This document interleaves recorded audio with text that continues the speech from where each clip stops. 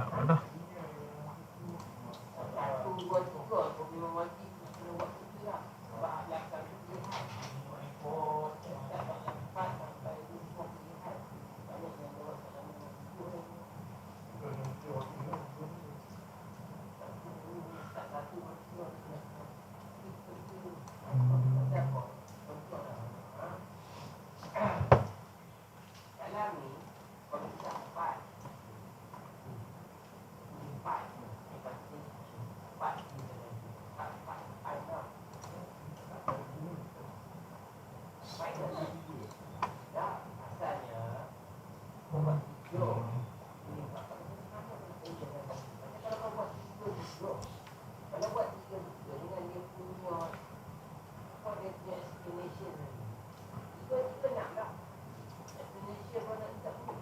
Man, cuma masuk sekali. Nak dengar suara.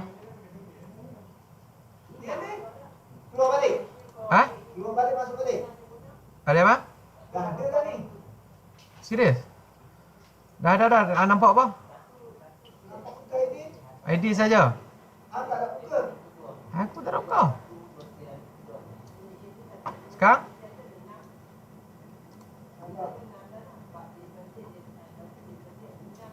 Baik. Dah pangkal luar, saya masuk balik. Ha.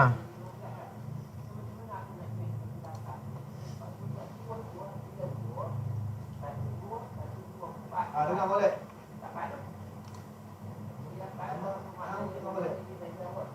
Dengar tak suara aku?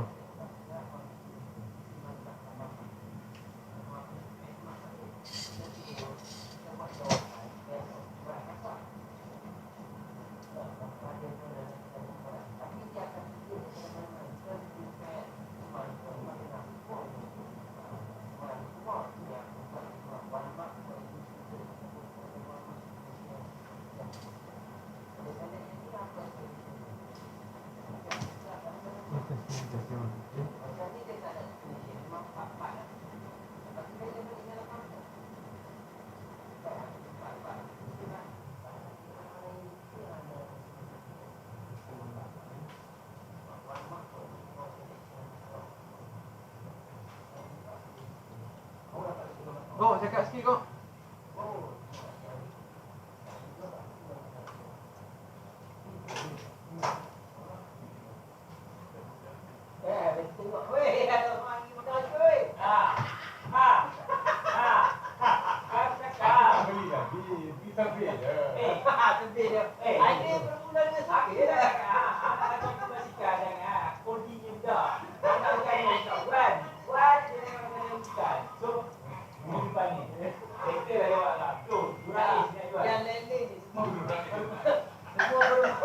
Hang dengar suara bang?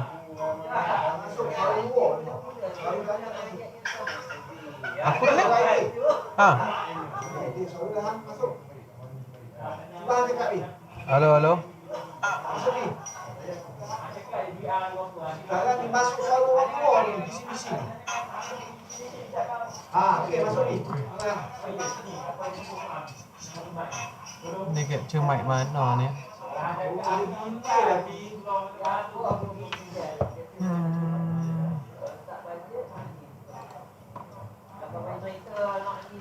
Desktop audio mic.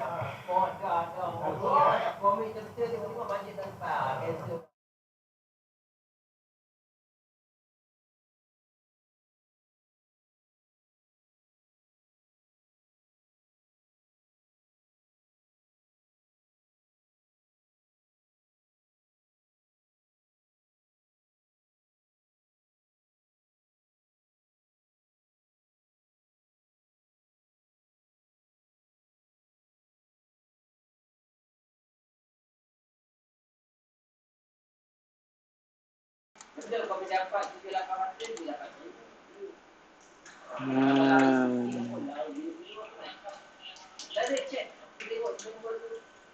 dia delay, Bi. Apa bang? Macam Huzaimi cakap bunyi dulu, dia delay. Tu lah. Nak. Nak, dia delay. Baru dia delay. Live memang delay sikit man. Tengok masuk. Baru Huzaimi masuk. Cuma aku nak tahu audio mana dia ambil. Audio input. Gok, mute tengok gok. Alamak, Cik Asri. Halo, Assalamualaikum. Ya, Cik Asri. Ya.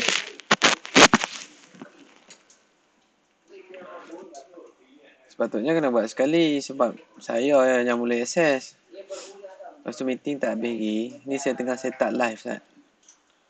Maksudnya untuk hari ni saya akan share link untuk live. So boleh nampak saya live lah dengan mereka tu. Dalam tengah set up kan. Sebab esok mungkin boleh kot. Esok saya akan buat black meeting kan. Tak habis lagi. Tak apalah, saya set up ni dulu. Okey.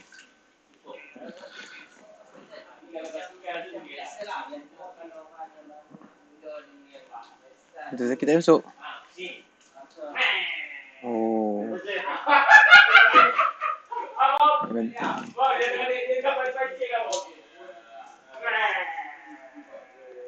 Okey. Salam.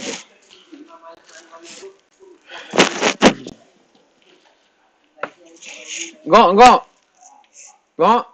Mute Zat.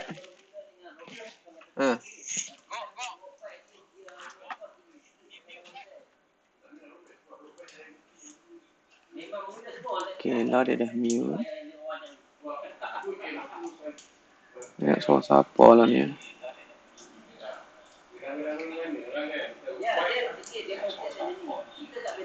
Dia nak kat luar ni.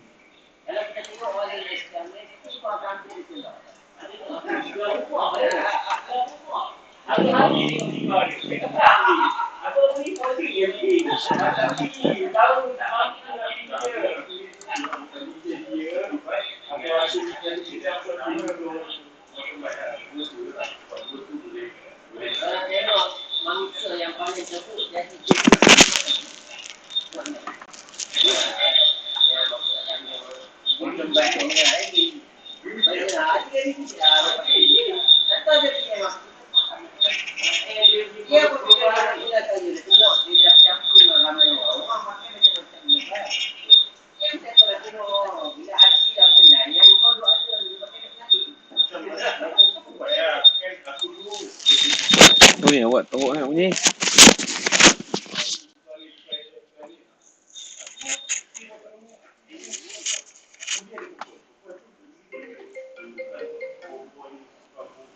Halo, Assalamualaikum. Ya. Lari ya, okey. Okey. Salam.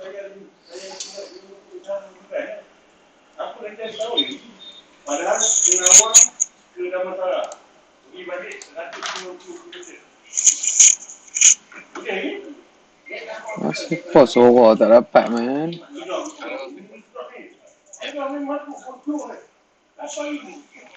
Suara.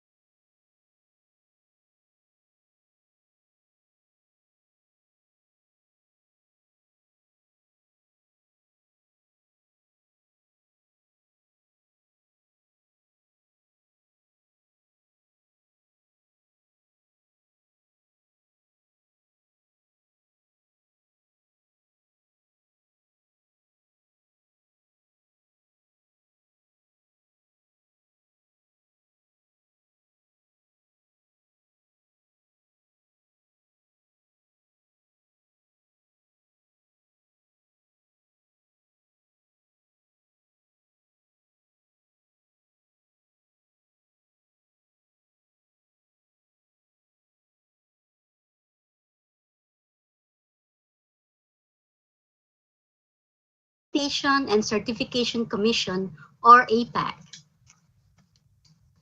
He is a dynamic leader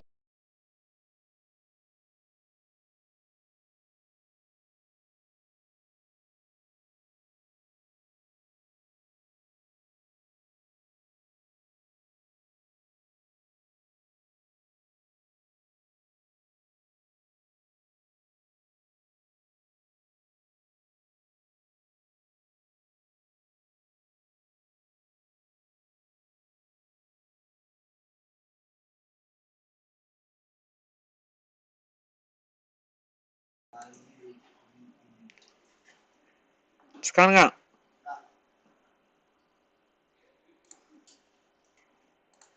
Oke, dengar tadi. Dengar suara hang. Kalau dia tak dengar, perempuan tu cakap kan. Perempuan tu tak dengar, suara aku dengar.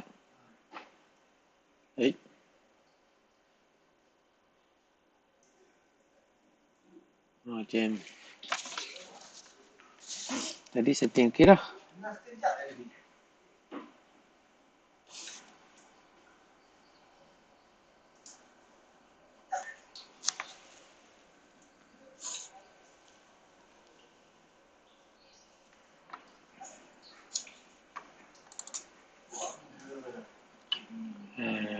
Suara aku ni.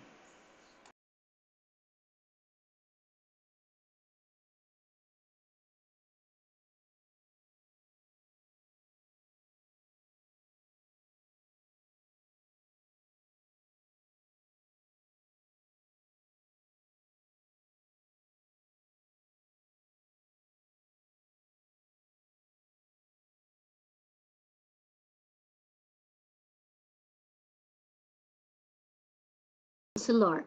His expertise include capacity development of TVET stakeholder, employers engagement, and project management. Next is Engineer Sanyog Bataray, who is also CPSC's faculty specialist. He has started his career with Training Institute for Technical Instruction, or TITI, CTEVT, 12 years of which was dedicated on research on improving TVET in Nepal and developing and implementing demand-driven training courses. He has provided training of trainers to more than 500 technical instructors and teachers in Nepal, Bhutan, Albania, Uganda, and India. He has developed courses like Active Learners Methodology, Training of Trainers, and he has vast experiences in capacity building on wide-ranged areas such as agriculture, trade and fiscal policy, and soft skills training, and many others.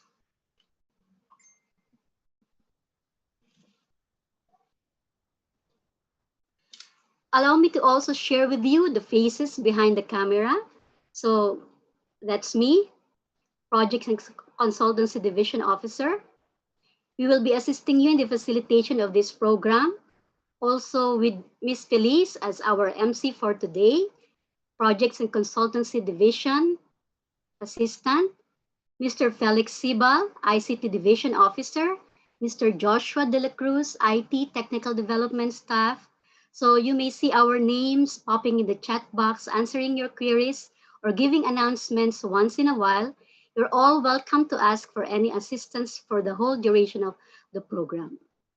So there you go. They would be your mentors and facilitators for the rest of the day and the coming days. Thank you. Back to you, Felice.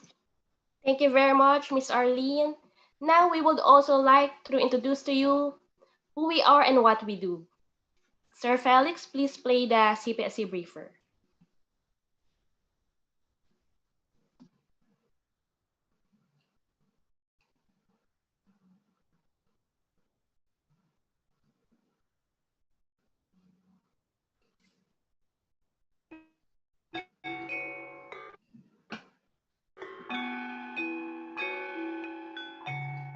Asia Pacific region is the world's richest region in terms of diversity,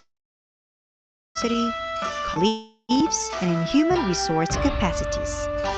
the countries that make up the region are in the progressive effort to build and develop. However, any development, big or small, must start with the people and their capacity to drive development in their favor.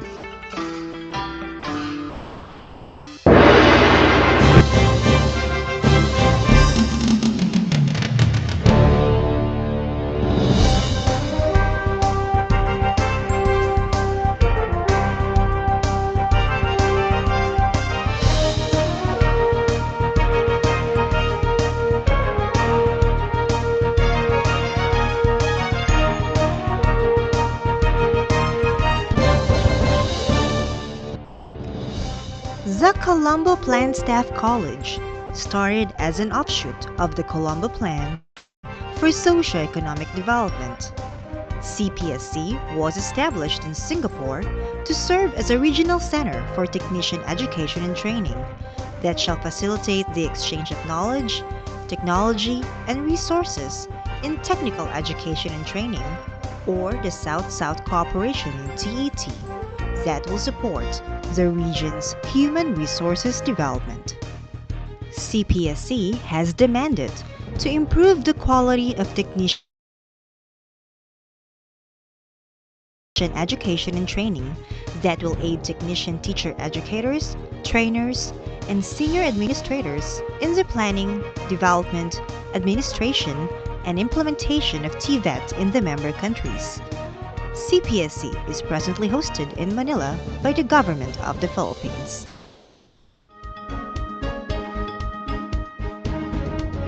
Since its inception in 1973, have been established by CPSC across the region, illustrating and advancing TVET development agenda based on patterns and needs of socio-economic development.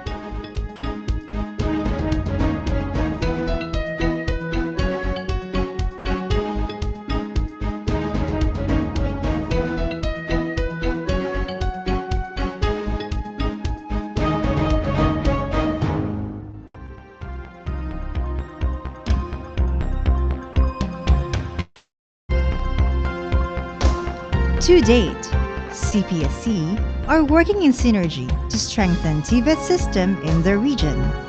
Afghanistan, Bangladesh, Bhutan, Fiji, India, Malaysia, Maldives, Mongolia, Myanmar, Nepal, Pakistan, Papua New Guinea, Philippines, Singapore, Sri Lanka, and Thailand.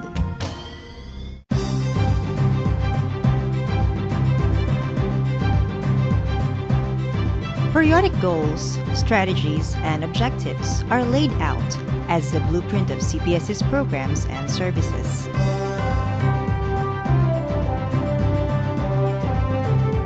The CPSC strategic plan is formulated every 5 years in consultation with participating countries. Midterm review is undertaken to ensure its relevance, update program thrusts, and align CPSC with innovations in TVET. Under the guidance of the Governing Board and leadership of the Director General, CPSC operates as an autonomous body supported by a roster of dedicated professionals and support staff.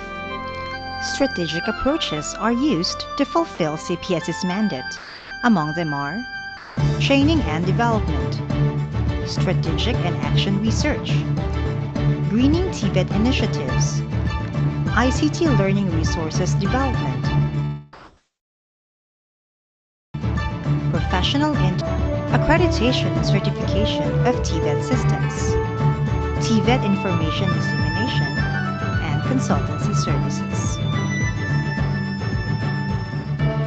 Providing regional and in-country training programs of further professional education and in-service training is at the heart of the benefits extended to CPSC member countries. Customized courses are designed to meet specialized training needs of member and non-member countries on project basis. CPSC conducts international, regional, and national conferences, symposia, and workshops to deliberate and share best practices on emerging global, regional, and national issues. Collaborative programs are also explored to support regional initiatives and allow more developed members of CPSC to share practical experiences and progress in TVET.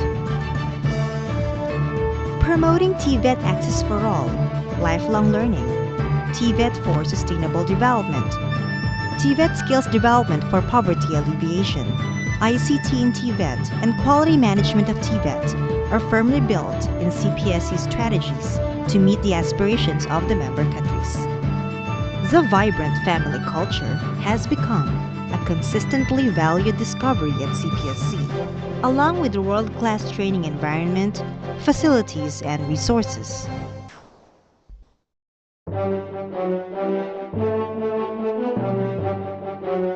In this era of knowledge-based economy, CPSC outlines as its main strategic focus the greater involvement of participating governments, building capacities of member countries in improving TVET systems, improving quality and increasing access of TVET in the region, promoting cross-border mobility in the region through harmonization of skills standards, expanding membership,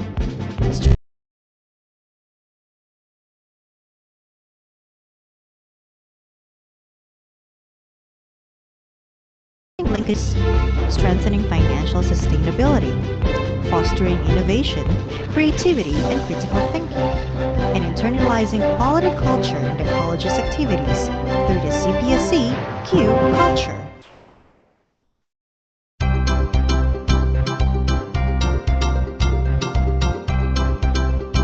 CPSC works in synergy with development partners to pursue its shared vision and mission across the region. The college also explores mutually beneficial partnerships, courses, explore cooperative training and initiatives useful in realizing TVET goals for the Asia-Pacific region.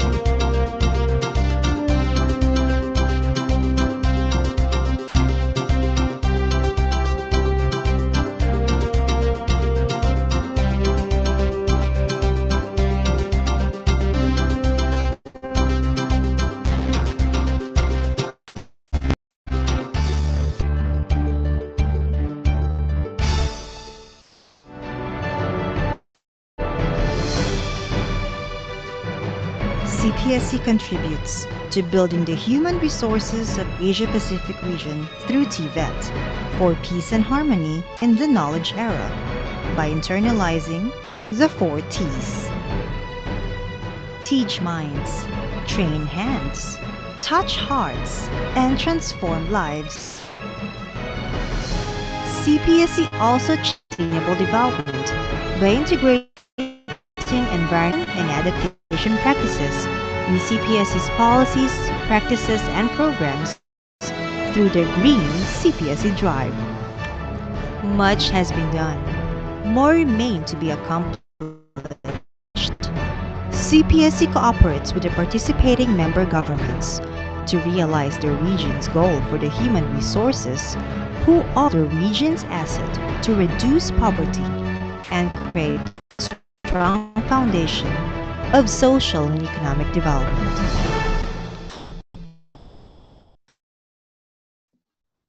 Thank you very much. Now may I request Engineer Abdul Ghani Rajput, Program Coordinator of this program, to walk you through this online program.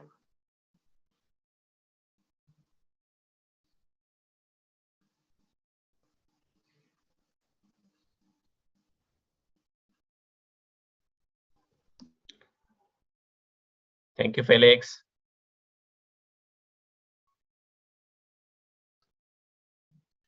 Thank you, Felix. Can you hear me? Yes, sir, we can hear you. Okay, thank you very much. Dear distinguished participants, good afternoon to everyone. And now, first of all, I would like to welcome to all of you for the first day of the training program. So right now we are in the opening ceremony of the program. So I'm going to share you what we are going to do in coming 5 days, so which is about the program orientation. So let me share my presentation to all of you. All right, so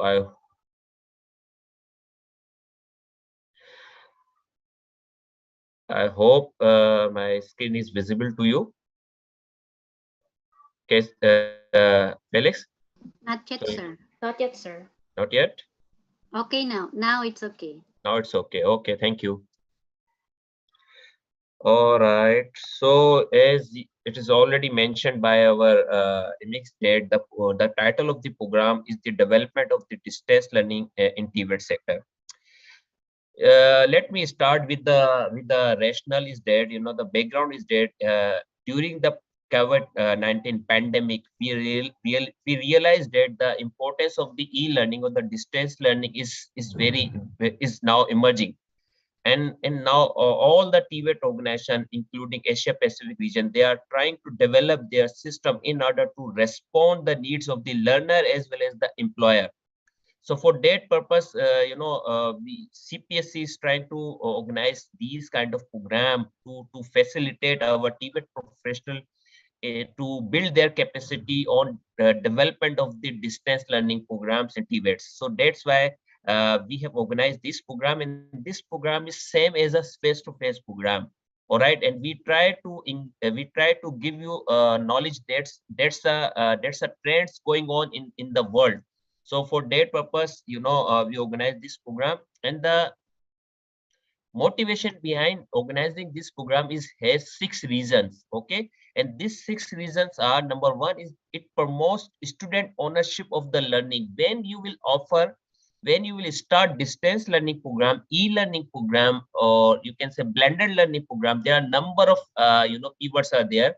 You can use any of it.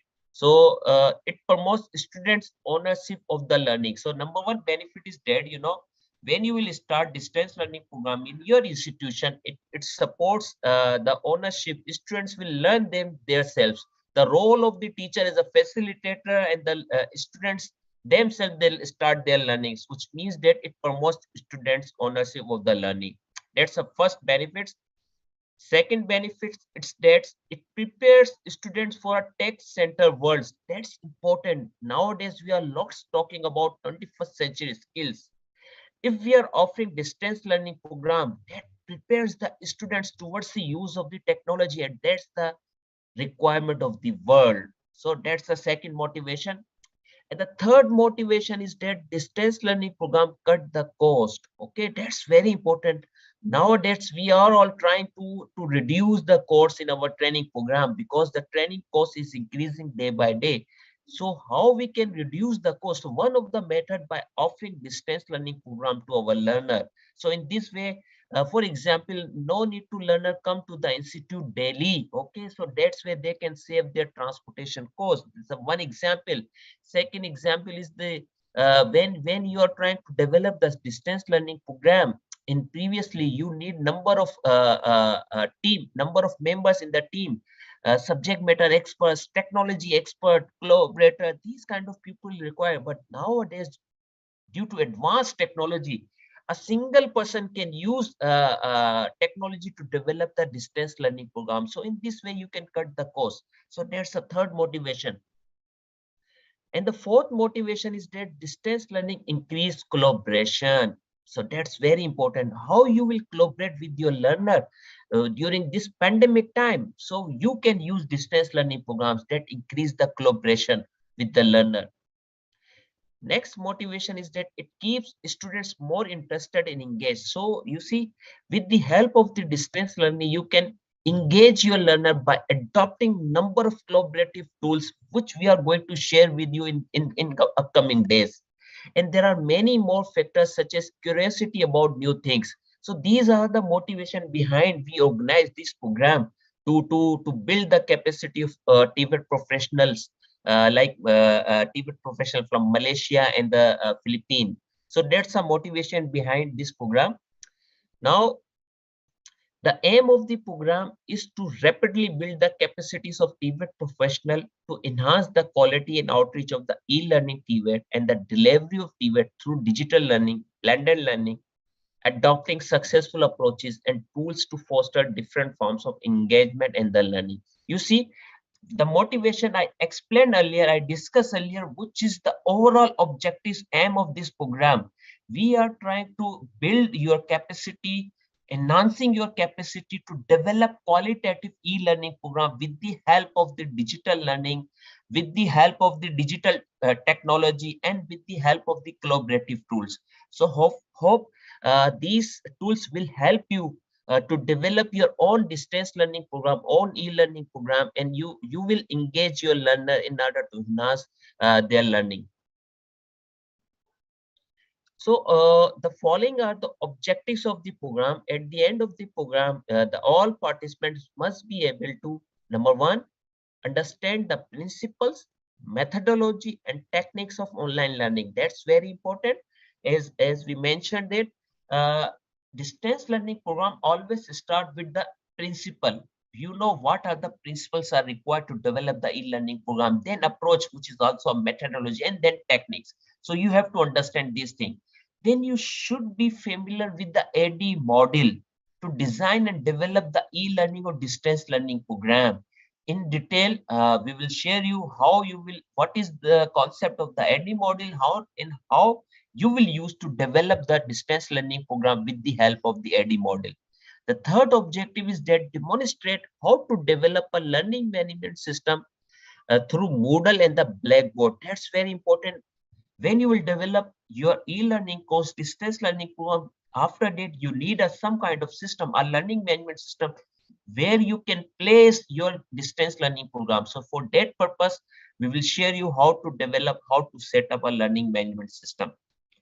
Next objective is that you should familiar with the authoring tools.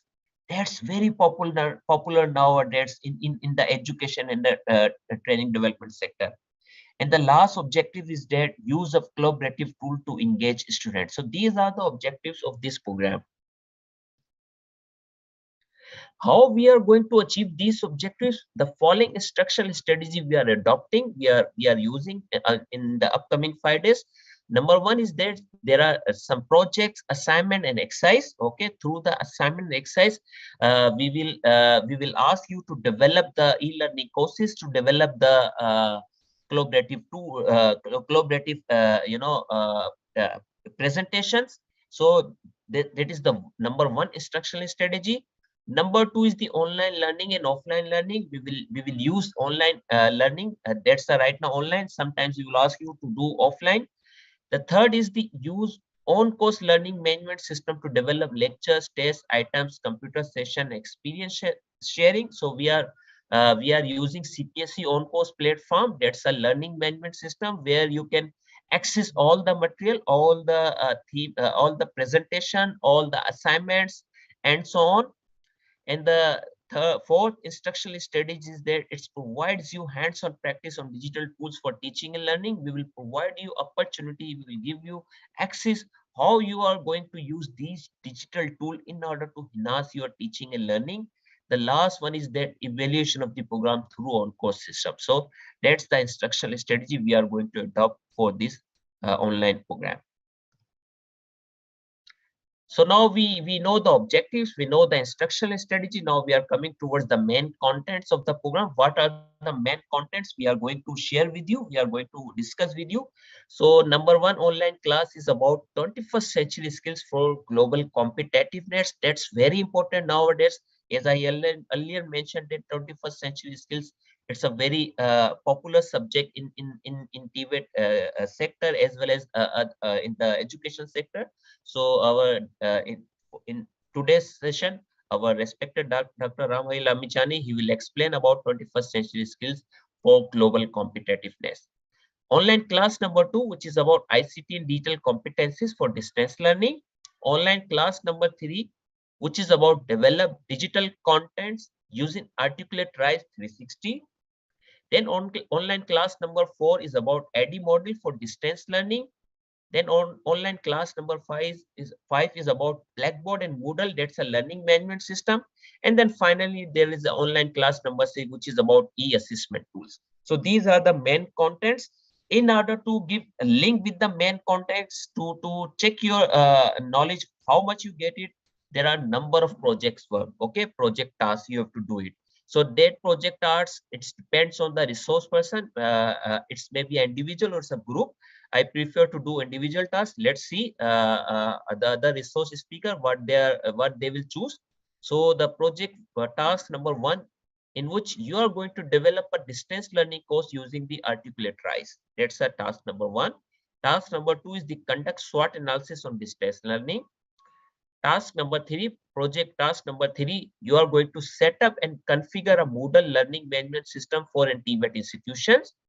Then project task number 4, finally, you are going to develop an action plan to design a distance learning course. That action plan you are going to implement in your institution. That is your takeaway. So these are the main contents. Now, what is the schedule of the program? So we know that it's a 5-day training program, and we can start this program daily at 1 p.m. Philippine Standard Time. It will over around 3 to 4 p.m. Philippine Standard Times. So today we are right on the day 1st of the training program, which is on 22nd Feb and Monday. So right now we are in the opening of the program, followed by we will have a right now program orientation, then expectation management, then on-course registration. How you will do the on-course registration and how you will use the learning management system of the CPSC. Then after that, there will be an online class number 1, which is about 21st century skills for global competitiveness, which will be delivered by respected Dr. Ramai Lamichani. And then after that, there are question answer session. That is all about day 1. Then on the next day, day 2, on 23rd Feb, we have 2 online classes. Number 1, which is about on ICT and digital competencies for distance learning. Myself, I will present it. Then online class number 3, develop digital content using articulate RISE 360. That will I present myself. And there will be a project work, project task number 1. That is an individual task. Okay. You all are going to develop this distance learning course using articulate RISE. So that is all about second day. Then the third day, we will have online class number 4, okay, in which engineer Sanyog, our resource speaker, a very well experienced speaker, he will talk about the AD model for distance learning, then question answer session. Then he will introduce the project work. Then you are going to conduct the project work through the breakout room. We will share you how to use the breakout room later on. So you are going to conduct the SWOT analysis on distance learning. That is all about day 3. Then day number 4, which is on 25th Feb, we will have online class number 5. And in the online class number 5, our ICT officer, Mr. Felix Sibal, I will share with you about the Blackboard and the Moodle learning management system. Then after that, there will be a project task number 3. That will be an individual task or maybe a group. It will be decided by the resource speaker. So in that task, you are going to set up and configure a Moodle learning management system for an TVET institution. That will be done by you. Then there will be a last online class number 6. That will be an e-assessment tool. We are going to share you some of the e-assessment tools that are available online. And that topic I will present myself. Then the last day, day 5, there will be a individual task and the project work number 4, in which you are going to prepare an action plan to design a distance learning course that you are going to prepare. After that, we will ask some of the participants, they will present their action plan to us, and after that there will be an online exam. Okay, you all are going to attempt an online exams. Okay, online exam basically consists of the multiple choice question, MCQs, and it will consist of the 20 marks. Later on, I'll share you. Then finally, we will have a program evaluation in the closing ceremony. So that's all about the schedule and the activity of this online training program. So in order to assess your knowledge, assess your competencies, we will provide you project tasks and individual or the group work. So there are 4 project tasks I already shared with you, and each project has 20 marks, which is 20%. So overall score is 100 marks, and out of 100, 80% of the marks is belongs to the project tasks. So all right. So for project work number 1 is 20%. Similarly, 2, 3, 4 each is 20% of the weightage of the total marks. And there will be a final exam, online exam. Okay, it is composed of multiple choice questions and accounts for 20% of the total overall final assessments. Okay, so if you accumulate it, it will be 100%. So out of 100%, there is a rating scale. So you see that's a rating scale. So if below 60%, which means that you need retraining. So we are not expecting that you will go for the below 60. I hope everyone get 90 and above in the excellent rating scales. Okay, if you'll get 80 to 90 in a good rating scale, 70 to 79 satisfactory, and 60 to 69 mediocre. So these are the rating scales of the overall assessments. So thank you very much. Now, if you have any concern, any question regarding the program, you may ask right now. The floor is open for you. Any questions for Engineer Gani?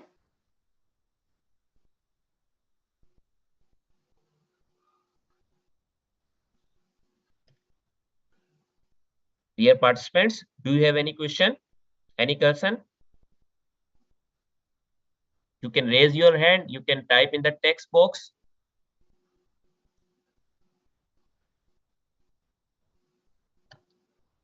Okay, if none, we'll proceed. Okay, thank you. Thank you Thank very you, much, Engineer Felix. Gani. Thank you, participants. Okay, we would also like to hear from CPSC Director Dr. Ram Hari Lamichane for his opening remarks. Dr. Ram.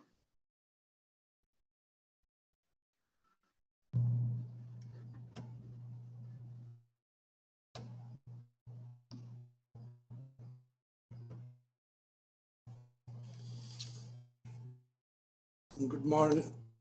Good afternoon. Is it audible? Yes, sir. Yes, sir. Yes, sir.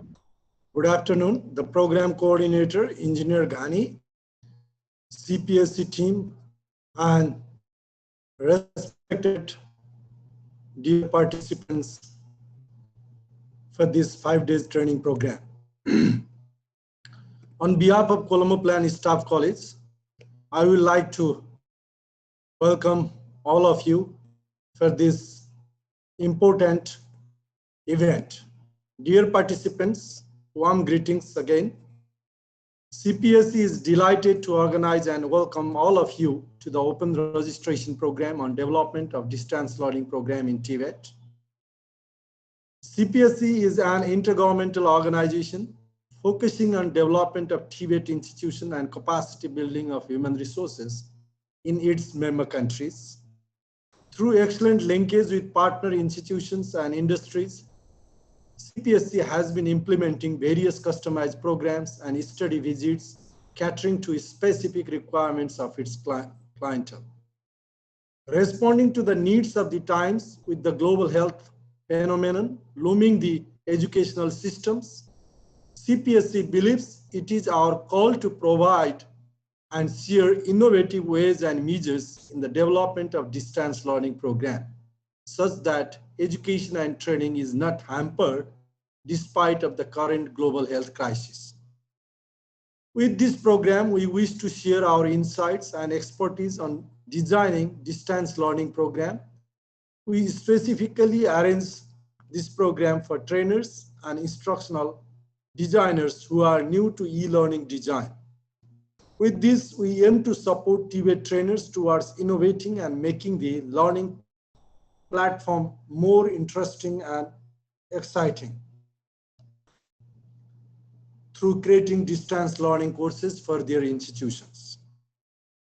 As you know, the COVID-19 taught us to develop new learning environment in our institutions. We cannot rely only on face-to-face learning environment, so we have to create either completely online course or distance mode or any sort of blended approach. Because of the TVET programs, we have to develop blended approach because some of the competencies need real practical exposure. Otherwise, they cannot impart skills hands-on skills to the participants. I salute all of you and each of your institutions for choosing to convert these challenging times into a productive and meaningful endeavor for you to discover and further on your potentials in order to achieve boundless professional growth. So once again, welcome to this online training program. The CPSC team poured its full force and effort to make this a fruitful program for all of you. And once again, thank you for my team and thank you for your great participations. We will try our best to make enjoyable and fruitful 5 days training program for your professional career. Thank you very much. Thank you very much, Dr. Ram. Now, we would like to request everyone to open their web cameras for the quick screen grab. Please open your web camera.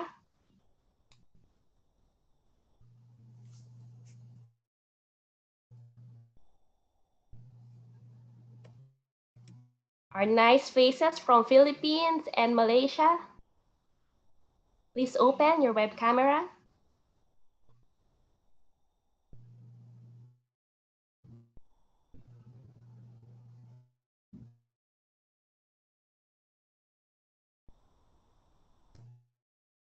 How about the others?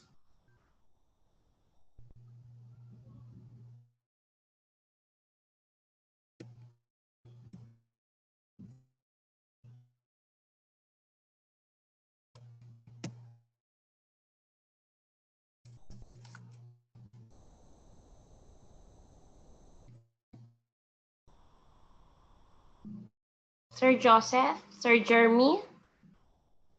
Okay.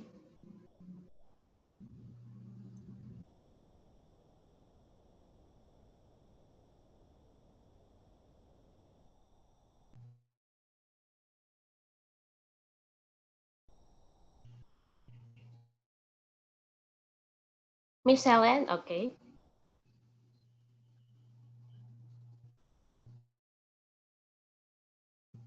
Prasanna.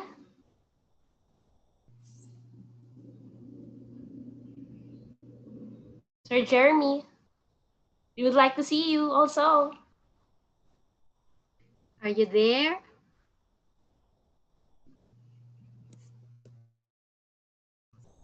Maybe they're having some technical difficulty. Sir Felix, let us know if you will be taking the screenshot now so we can flash our biggest smile. Miss Charity?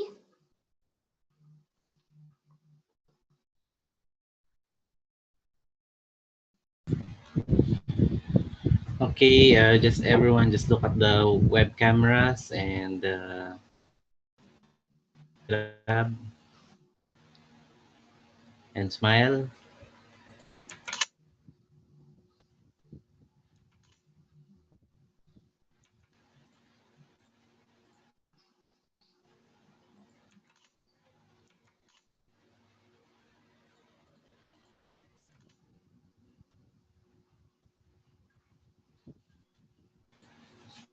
Okay, thank you. Thank you. Thank you. Now we would like to request Mr. Felix Sibal, ICT Officer, to brief us about the on-course. Sir Felix.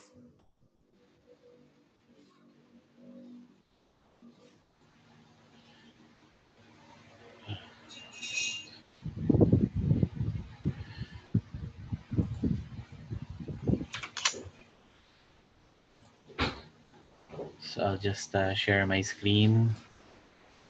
Okay.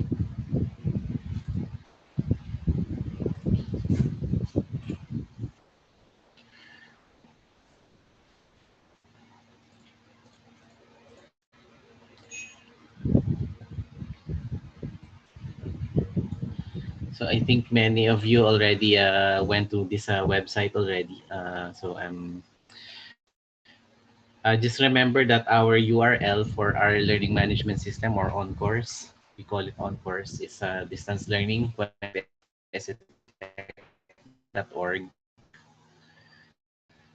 and you just need to in that URL. tab in your internet browser, and you can just log in with your username and password.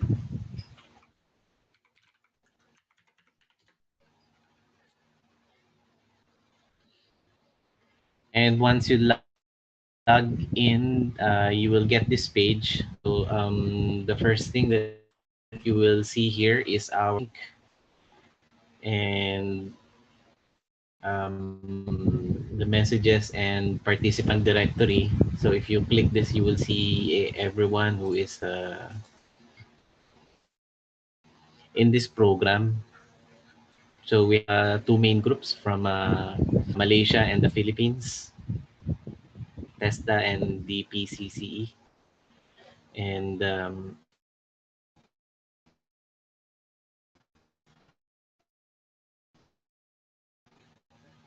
so if you go,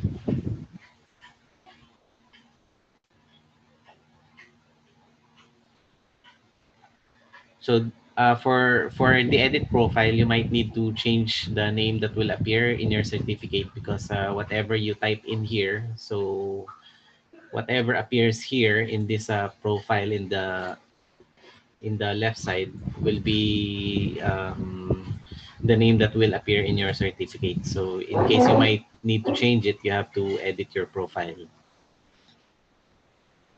And for the first icon, this is about the program, and here you will see about the program and the daily activities. If you scroll down, this is the daily activities that we'll be having for the 5 days. And so if we go back again, the program materials will be available here. This is the present audit for later, or you can view it online along with the videos. And the certificate will be available from this link, will be available on the last day once you complete the evaluation and some requirements. So click here for the video playback in case you missed some sessions, or you want to review the sessions that was done, or in case you want to go back and watch the simulation of of software, so you can do the playback. We will have a playback from today up to the last day of the program.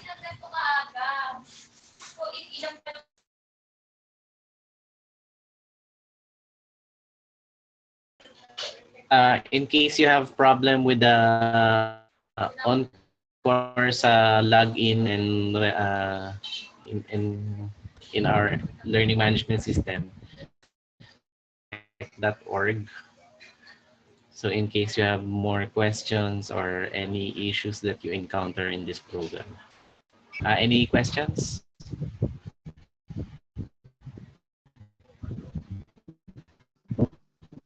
Any questions?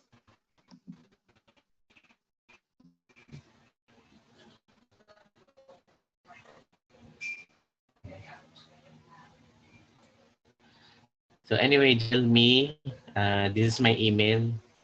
If you have problem regarding accessing the learning management system.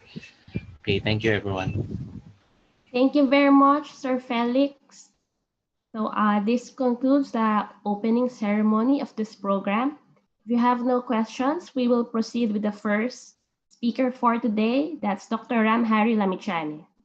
Thank you very much.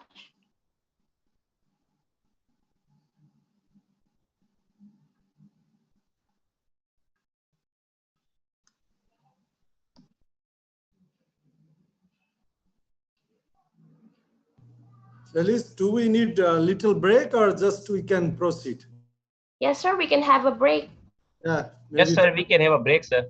Yeah, maybe 10 minutes break. Okay. All right, sir. So maybe we can resume at 2 p.m. Philippine time. That's 10 minutes.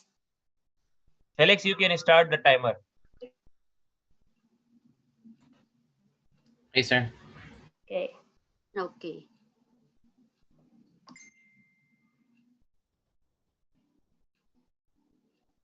Yes, see you all at 2 o'clock.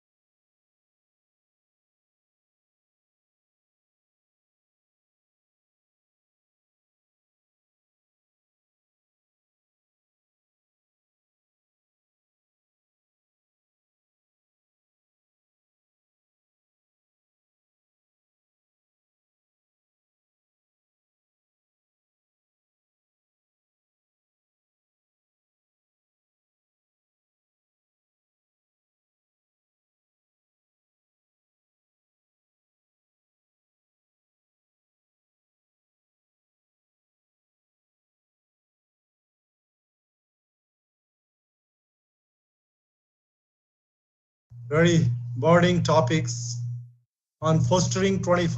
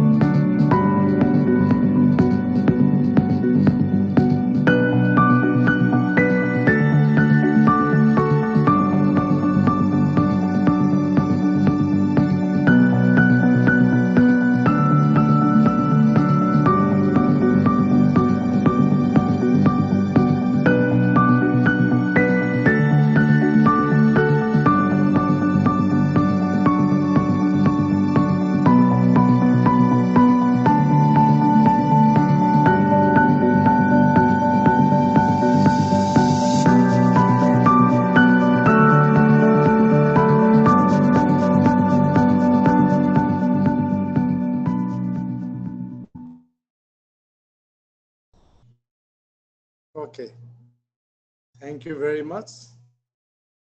So my presentation will cover why TVET, why we are in the TVET field, why it is important, and 21st century skills and conclusion. So these are the three broader area I will present today's class. So TVET for why TVET? As all of our TVET is for teach mind, means cognitive part.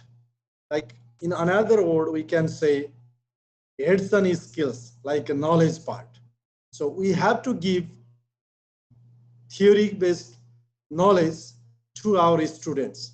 That is also one of the key areas we have to teach. So teach mind. And second important thing is train hand. That is a practical part, psychomotor of the learning domain, or we can say skills, how we have to impart skills. So that is second important element is train hand. And third thing is touch hearts, like effective domain of learning, or we can say soft skills or life skills. We have to teach life skills to our students. So these three things are very important in the TVET.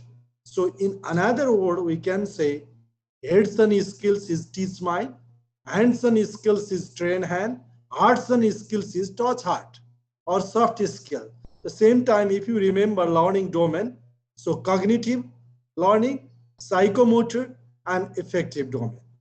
So if we able to impart these three, and if we able to do teach mind, train hand, and touch hearts, then only we can transform lives of our students. When they will be a graduate, then their lives will be transformed towards the product workforce for the country. That is very important. Therefore, TVET is for T's: teach mind, train hand, touch hearts, and transform lives. Okay. So if we are not able to do these four T's, then there will be something, lapses in the TVET program. So These are the common challenges of TVET we are facing in the global market, like mismatch between demand and supply is still, like we are talking about IR 40, we are talking about 21st century skills, we are talking about globally competitive skills, we are talking about new and innovative and digital TVET, whatever.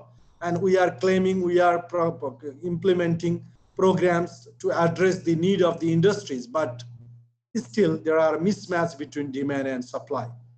The industries are looking one set of competencies, and we, TVET providers, are providing another set of competencies. Still there is a mismatch. And we claim that we are producing a lot of TVET graduates for the labor market, but employers are claiming that we are not getting competent workforce, what we are looking for. Means still there is a mismatch between demand and supply. And same time, fast changing the pattern of labor market. The labor market pattern is changing rapidly, very fast compared to our change in our learning environment. Like how often we change our classroom, how often we change our workshops, labs, our teaching pedagogy, vocational pedagogy, our learning environment, our teaching and learning environment. All the things are very important, but compared to our learning environment, the change in the labor market pattern is very fast. That is another challenge we are facing. And third challenge is lack of social and entrepreneurial skills. Most of the TVET graduates, they are lacking social and entrepreneurial skills. They might be competent in the core skills like hard skills, technical skills, but they are lacking a lot social and entrepreneurial skills. That's why if you remember previous slide, the touch hard parts or soft skill parts, life skills part is still missing, is still insufficient. So we have to think in that aspect. And fourth is the lack of global competitiveness. We are producing TVET workforce, but they are lacking global competitiveness. Like in the case of Philippines, many wherever we go, we can find Filipino workers in the foreign country. So remittance is the one of the strong economy of Philippines. Considering that, we have to produce graduates with global competitiveness. That is very important. Still, we are lacking we are producing the graduates with the lack of global competitiveness. That is very important. And inadequacy of competent teachers and other resources. We are talking like 21st century skills innovations in TVET, but still we are suffering from the inadequacy of competent teachers. We have teachers, but there might be some lack of competent teachers. Like many teachers are in the institute without industry exposure, without industrial experience. So those type of teachers may not be sufficiently impart the KSA to the students. And we are lacking other resources like some financial resources, or let's say teaching materials, classroom and learning environment related resources. So these are the common challenges TVET institutions are facing. So now let's see the 21st century skills framework. I think many of you are very much aware about this. What is 21st century skills framework?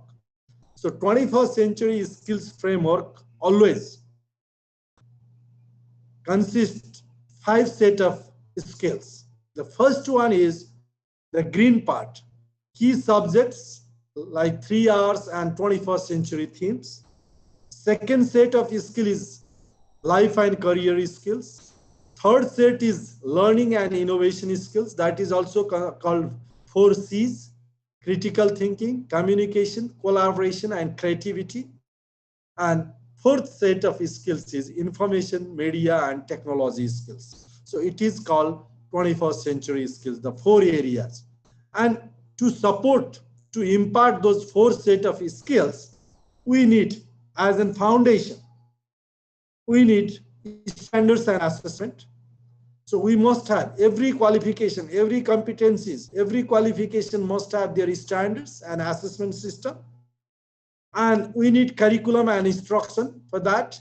We need very vibrant curriculum to address those skills, those 4 sets of skills. So we can review our curriculum. Are we incorporating those 4 sets of skills or not? If not, we have to. And professional development. We need competent human resource to deliver the programs. That's why professional development part, human resource development part is the key foundation to implement 21st century skills. And learning environment, we have to create learning environment. That's why we are talking about today, about the distance learning, ICT and digital technology based learning. And this is a very important element to address the needs of the TVET today and tomorrow. Okay, so in detail I will explain in my following slides. Okay, so 21st century skills framework. 21st century skills framework, under that, as I already explained, the core subjects. Core subjects is science, technology, mathematics, and art. In another term, we can say STEM education. Okay, I know in Malaysia they have added not only STEAM, they add STEAM, right? Entrepreneurship also added there. So science, engineering, entrepreneurship, technology, mathematics, and arts. So in this, in another word, we can say 3R, reading, writing, and arithmetic things. That is the, with core subjects, we need this. Like if we are talking about engineering, civil engineering, science related to civil engineering, technology related to civil engineering, mathematics related to civil engineering, and arts. Arts is cross-cutting things. We need that. So 21st century themes means like global awareness. We have to teach our students what is happening in the entire globe, what is happening in the subject-related technology in the globe. So global awareness, like which country, who is in the stage of IR 40, who are in the stage of IR 30, IR 20, and who are going soon to IR 50. That is also part of awareness. What type of technology these are using by Malaysia, Malaysian industry? What are the technology using by Singapore industry? What are the technology using by Philippine-based industries? Or what are the technologies used in the Middle East and developed countries? We have to give some global awareness part. And financial, economic, business. And in global awareness, we cannot forget the greening TVET is one of the elements we have to teach in global awareness part, because of the climate change. That is, as in TVET institutions, we are the key player, which from our TVET programs, we can contribute a lot to maintain ecology and sustainable development. That's why under the global awareness, we have to talk about greening TVET part. So we have to incorporate greening TVET related competencies in our program. Financial, economic, business, and entrepreneurship literacy. So say, not only our core subjects, core technical based subjects, we have to teach our students subject related, like appropriate, we can say appropriate or applied financial, economic, business, and entrepreneurship literacy. Based on the course, the volume might be different, weightage might be different, but we have to teach this. And civic literacy. How can we make good citizen for the country? So we have to teach civic literacy part. That is very important. Like simple example, in Malaysia, majority of the Muslims are Muslim religion. That's why in Muslim religion, every Friday, every day they have to do pray, and every Friday very important pray. And if we follow that religious practice, and if we do that in our institutions, definitely our student will learn a lot of disciplinary things, not only religious beliefs to the God, they will learn about a lot about the honesty, integrity, discipline. Similarly, in Philippines, majority are in Christianity. That's why every Sundays when people go to the church and when we teach some Bible's concepts and some Christianity principles to our students, they will follow the norms. They will respect each others. So these are so religion also one of the elements which can develop civic, which can contribute for civic literacy. Like in Thailand, Buddhist prayer, even in the institution, they do that. So because of that, many TVET graduates or students, they are very disciplined, well disciplined. That is the things we can introduce. And health literacy, like occupational health and safety. So not only core subject related STEM educations, so we have to give additional 21st century themes. That is global awareness, I already explained, financial, economic, business and entrepreneurship literacy, civic literacy part, and health literacy. That is very important. So this is one set of competencies or skills under 21st century skills framework. Remaining sets are this, like second is learning and innovation skills. So under the learning and innovation skills, critical thinking and problem solving, creativity and innovations, communication and collaboration. That's why we call 4 C's. And I will explain in following slides in detail of this. And information, media and technology skills like information literacy, media literacy, ICT, information, communication and technology literacy. These 3 sets of literacy under information, media and technology skills is another important set of skills we have to impart, and this is clearly integrated in the 21st century skills framework. Okay, and 4th set is life and career skills. This is the important skills, set of skills by which we can touch hearts or we can impart competencies related to soft skills, okay, or life skills.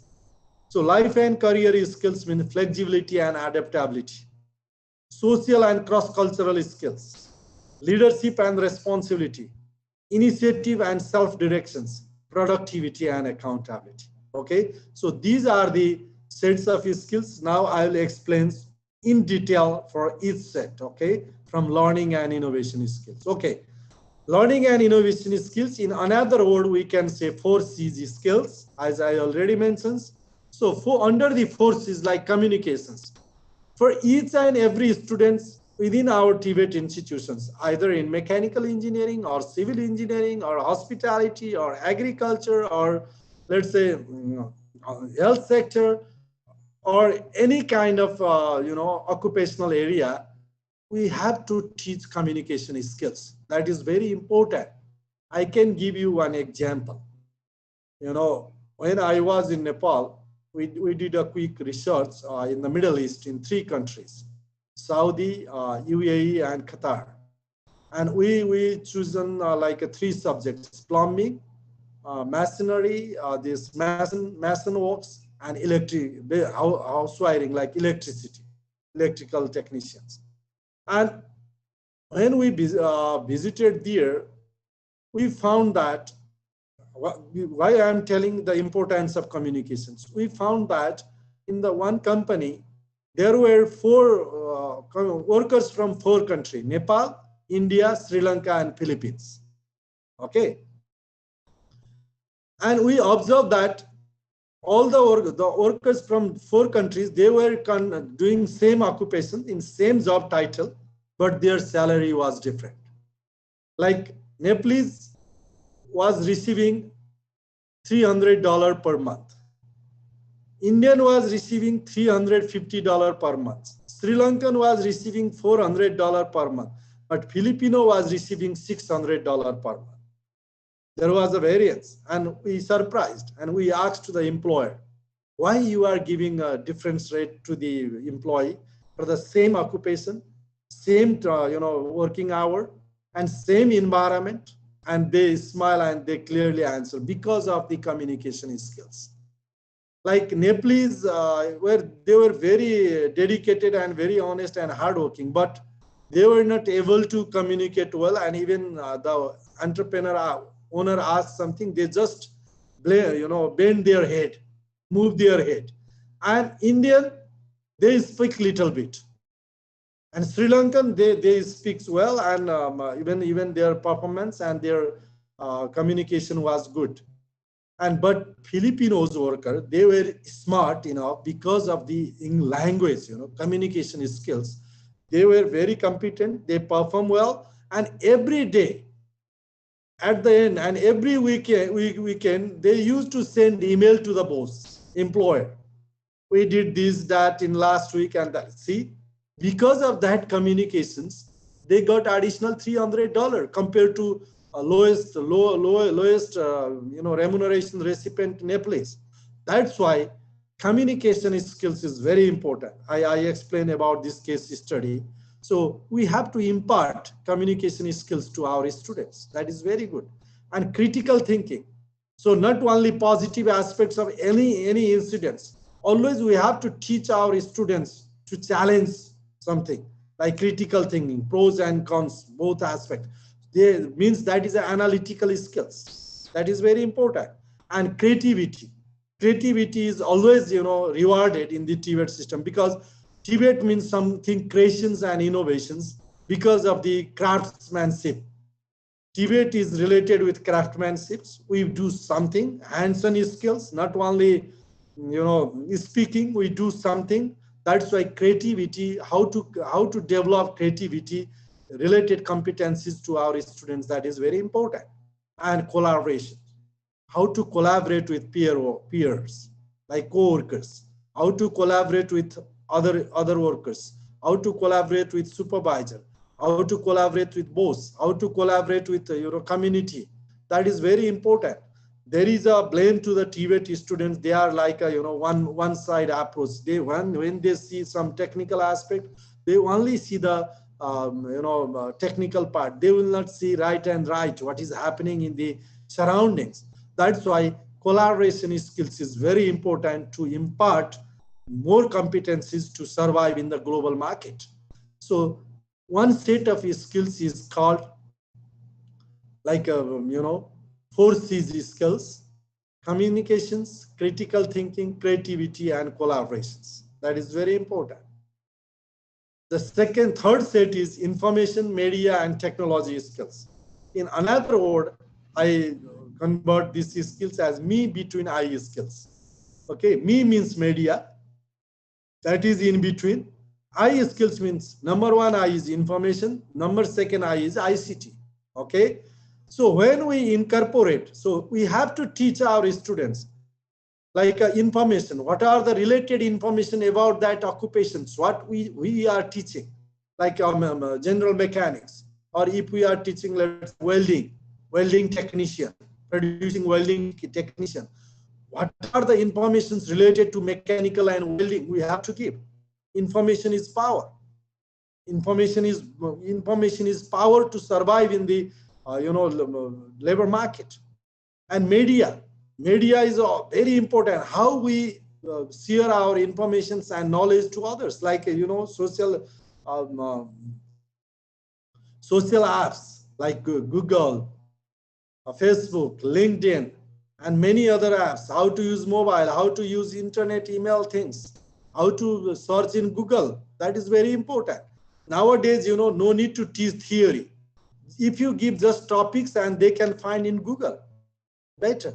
So we have to focus more on technology and hard skills part, practical part, and more critical thinking and soft skill part.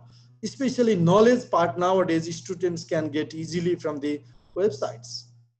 And another set of I is ICT, information, communication, and technology. That's why if today's illiterate are not the persons who cannot read and write, okay? The illiterate are those who are poor in ICT, who are illiterate in ICT, who cannot use the ICT. They are illiterate for 21st century. That's why as a TVET provider, TVET institutions, we have to think, how can we bring the competencies related to me between information, media, and ICT in our programs. That is the critical task for us who are enjoying in TVET sector. Another set of competencies, the fourth set, I already mentioned life and career skills. This is related with TOTS hard parts or effective domain or another way life skills or generic skills, we can say flexibility and adaptability. So we have to teach our student how can we adapt new environment, how can we adapt new technology, how can we adapt new culture, new religion. If a person's like Filipinos, if they have to work in Middle East and Malaysia, totally religious things is different, culture is different. So how can we survive in that new culture, new environment? Like considering the Philippines culture, Philippine culture is more related with American, Canadian, Australian than Malaysia, Middle East, and other Asia. That's why we have to teach, and we have to teach how to adapt in the changed environment. That is similarly how to balance between work and life. Even like we are working in office. If somebody consider I'm very hardworking person for a job or for my office, I'm giving 100% time for office. That's why within the given time frame, like 8 hours working time for office, I'm spending 12 hours, 15 hours in office. Means somehow that is good for official work, but please be careful. Because of that, aren't we destroying our family life? If a person's do like that, maybe after 1 year, he or she will get divorced because of the family relations, because I'm not giving time to family. I'm not giving time to spouse. Even I haven't taken dinner with my family for last 3 years. Means what will happen? That's why same things we have to teach our students how to balance between work and life. That is one of the indicators to be a successful person in the society. So that balance should be equal. Don't give more weight to work and more weight to life. You have to be careful. You have to be smart. That is very important. So we have to teach these things. This is flexibility and adaptability related skills and competencies, one set of life and career skills. Similarly, social and cultural skills, cross-cultural skills, I already mentioned about this. So we are in the one set of if we are not producing our workforce only for Malaysia and only for Philippines. They are going to work in other developed countries and other part of the world. That's why considering the most of the Filipinos where they are working or where they will go, and similarly like Malaysians, then we have to teach them social and cross-cultural skills, like how to greet in Canada and how to greet in Middle East, and how to greet in Malaysia, and how can we make because in Malaysian culture and let's say Muslim religion, normally we don't do a handshake with female. But in Philippines, it is open. In Christianity, handshake with male and female is open. But in Muslim religion, that is not good. So that's why that a simple example. And similarly, like hugging to each other. And like, greetings like in Thailand, India, Nepal, Sri Lanka, normally we do namaste, like putting two hands together. So I think Malaysian friends know it very well because they are mixed. They have a three major culture there: Chinese, Malay, and Indian. So they know each of that. So that is very important thing. So we have to teach, considering the high number of employment in the country. We have to teach social and cross-cultural skills. If we able to impart these skills to our graduates, students, they will easily survive in the new working environment. So they will not get any kind of cultural shocks. Many, foreign workers, like foreign workers, they have returned to home country because of cultural shocks. That's why we have to integrate these skills in our program. Third important element under life and career skills is leadership and responsibility. That is very important. How to impart leadership and responsibility to our students. How to make our students as a leader, and how to get responsibility. So during our training programs, like we can give some leadership and management related theory knowledge part. Same times we can give them group work, and one person will present in group. We can send them in the community services, and they will one person or a group of people will lead the community activities. We can develop in subgroups. When they perform the group activities, community services, some sports, co-curricular and extracurricular activities, the leadership skills will automatically built in. Okay, that's why we have to think, how can we develop leaderships and skills in our students competencies. So leadership is not a position, it is a responsibility. Please remember it. If somebody get position, for example, if we get the administrator of TVET institutions or director of TVET institutions, the chair will not give you the leadership. How you perform staying on that chair matters. So your responsibility, performance always comes to the leadership. Leadership is not only positions. How you perform your positions, how you do your responsibility and duties, that's matter. Leadership is about taking responsibility, not excuses. A leader cannot take excuses. Maybe follower or subordinate or junior staff can take excuses. Sorry, sir, madam. Sorry, sir. Sorry, madam. I couldn't do because I was busy with my family matters and I couldn't get jeepney. I couldn't get ride. I couldn't get taxi. But leader cannot get that type of excuses because of the responsibility and accountability. So we have to develop competencies of our students. How can they demonstrate leadership skills with full responsibility and able to take accountability? That is very important. Similarly, under the life and career skills, initiatives and self-directions is very important. How to take initiatives to do any work. So, and self-direction. So we have to give some, like a teacher in the learner center, learning environment, teachers always give the directions and teacher give some assignment, facilitate and coaching. But now students has to develop by themselves to perform some task and to get certain directions. So these pictures can tell very easy, clearly, like initiatives.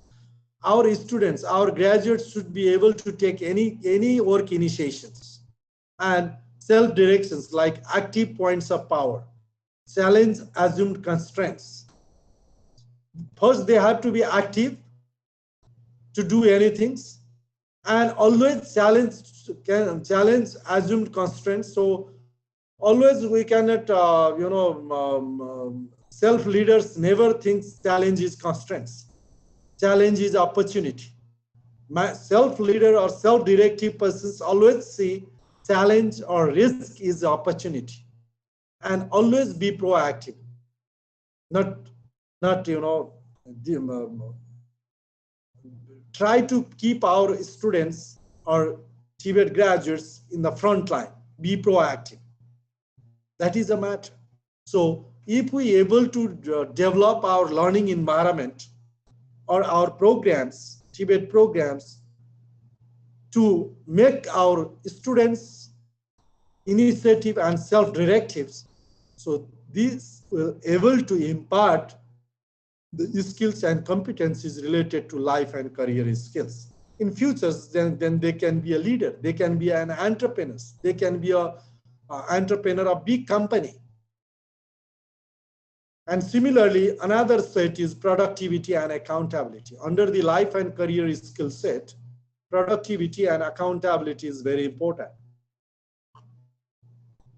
So productivity always comes if we have perform some tasks and activities with the strategic directions. Means, like, always we have to teach our students how to set goal, how to make plan, how to get work done, and how to stick with the plan. We should not be deviate with plan, but we can deviate considering the context and emergencies, or because of the changing context we have to deviate. But in normal case we have to be stick on our plan, then reach the goal. So this is called strategic direction. So stepwise approach: first goal setting, then planning, implementing, and right directions, and reach the goal. Same times, then only we can make a productivity.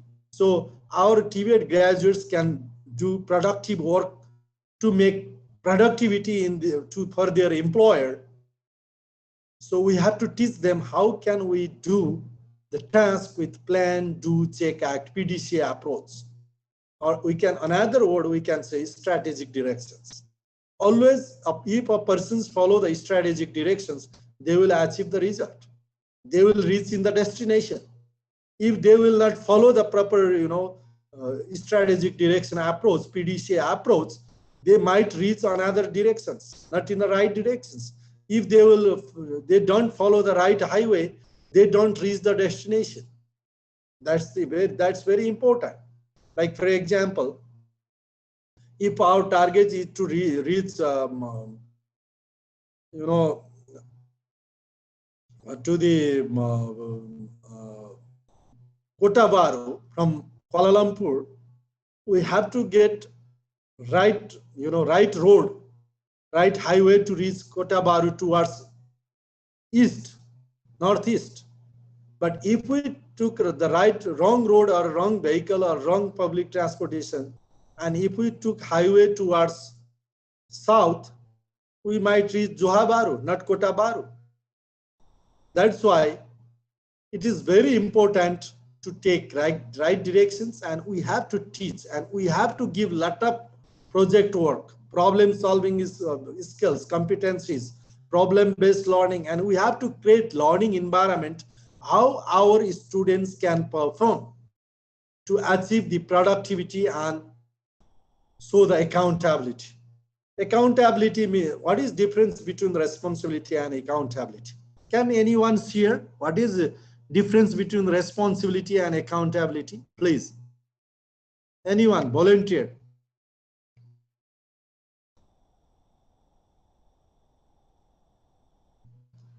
Anybody from the participants, please? Yeah, please. This is the discussion. Now we can discuss what is difference between accountability and responsibility. What do you understand?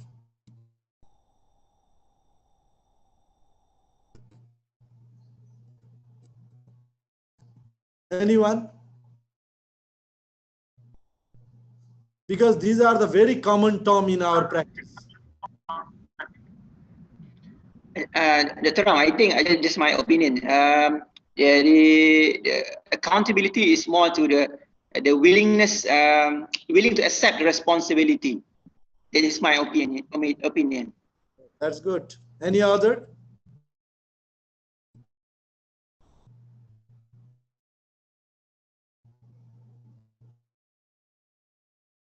Okay, thank you, sir. You are right. The responsibility means our duties.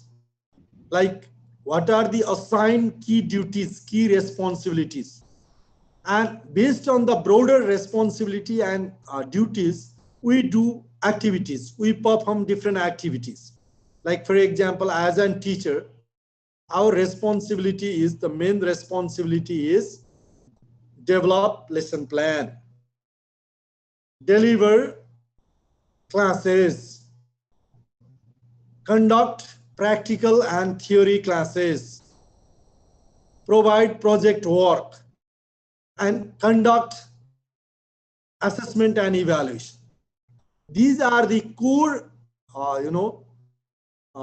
responsibility as a teacher of the TVET institutions.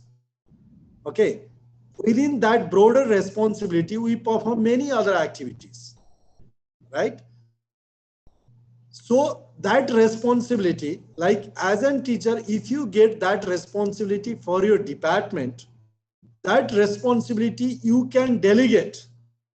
You can delegate to other junior teachers or other teachers. Like when you prepare the lessons plan, maybe senior teacher will prepare a lesson plan and junior teacher will deliver the class. Means responsibility within you, but you are delegating that responsibility to other teachers. But same time, accountability you cannot delegate. Accountability means whatever happen in your class delivery part, you are the accountable to reply to your director. If you are the department head or senior instructor, you are accountable to reply to your supervisor. You cannot say this class was conducted, that class was conducted by my junior instructor, that's why it was not good. You can't say, because that was your responsibility, but you delegated that responsibility to your junior staff, but accountability lies with you. That's why that is the fundamental difference between responsibility and accountability. Okay, hope you now you are very much clear about these two terms. So one of the things, productivity and accountability, we have to make TVET graduates to do better productivity and they should be ready to take accountability. So means we will produce our graduates who can, very rightly say, yes, I did this, that was my mistake, I will take this responsibility and I am the accountable for this mistake, and we are accountable and we are responsible to perform this. If something good results comes, a leader always says we did this. But if some negative results come, result said I did mistake. Not leader says we did mistake. I did mistake means that is a kind of leadership. Always give credibility to your co-workers, whatever the good results come. And when some bad results or bad thing happens, take accountability by yourself. So that type of competencies or environment we have to teach our student as well, not only with us. And another set is, I already explained in the core themes, the 21st century theme, entrepreneurship skills. Entrepreneurship skills means, like, this is the TVET students, the students which come in our polytechnic or community college or in test institute.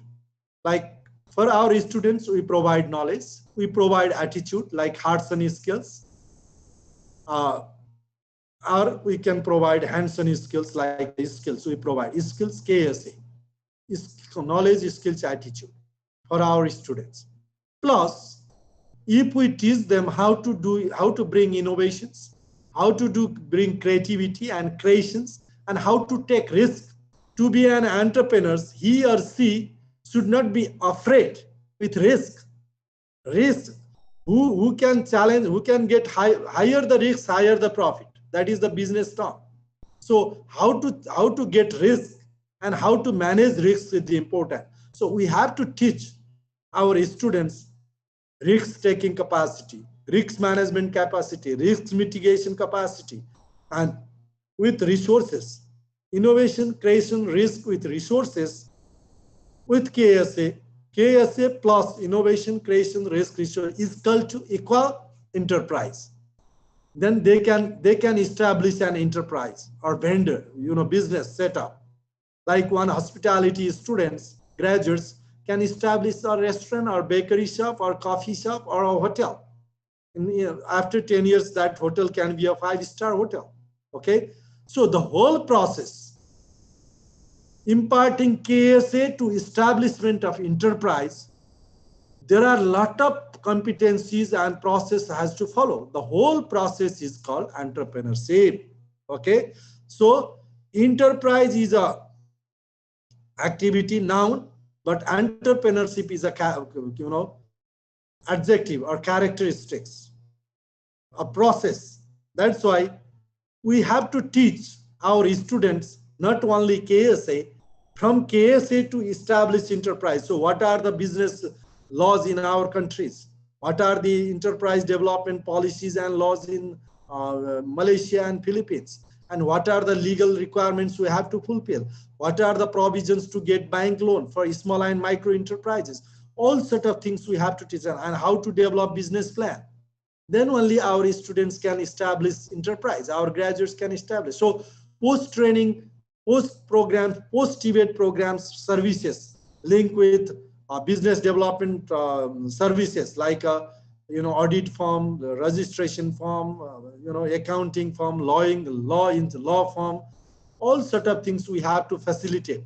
Bank, then only they can establish enterprise. That's why as an TVET institutions, if we are looking for competent workforce and who can generate, who can establish enterprise, we have to teach them entrepreneurship skills.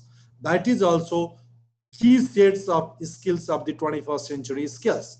And civic literacy, I already mentioned civic literacy, like integrity, ethics, honesty, how to respect senior. Like if you remember, nowadays, compared to old generations, new generations are not greeting well to guests at our home. That is one of the effect of our education system.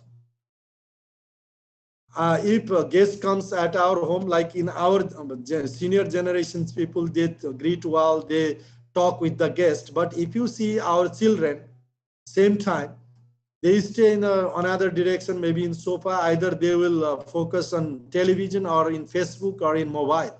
Even they do not chat each other. Even they do not chat to parents. They do not stay in the dining table same times. They don't take dinner together. So these are the new environment happening because of technology.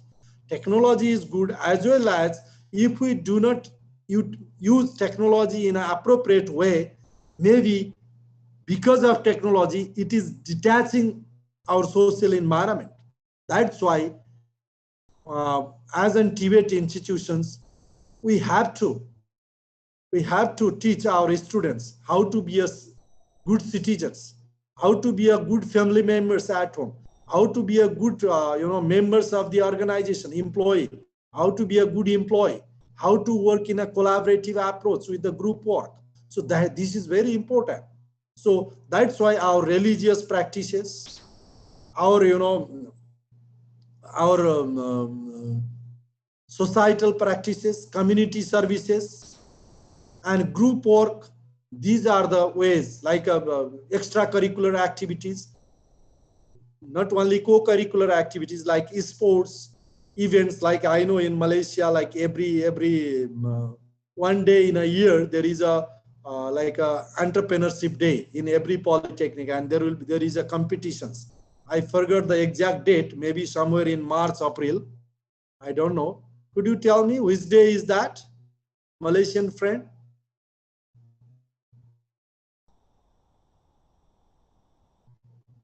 Entrepreneurship day or enterprise competition within the polytechnic. Okay. So based on that 4 sets of skills, we can summarize according to by Envision essential skills for 21st century, more than core skills and computers and technology. So 21st century skills means not only computer and technology. Please, if we are thinking, if we are thinking, our thinking is like a stereotype, means 21st century skill mean ICT and digital technique. That is wrong. That is wrong. Essential skills for 21st century are collaboration and teamwork, how to produce our graduates who can be a collaborator and teamwork player, creativity and imagination, critical thinking, problem solving. These are the one set of skills. Similarly, flexibility and adaptability, global and cultural awareness, information literacy, leadership. That is another set of competence. So another set of competency are civic literacy and citizenship, oral and written communication skills, social responsibility and ethics, technology literacy. See, technology literacy is only one element. Not only technology literacy cannot be a 21st century skills and initiatives.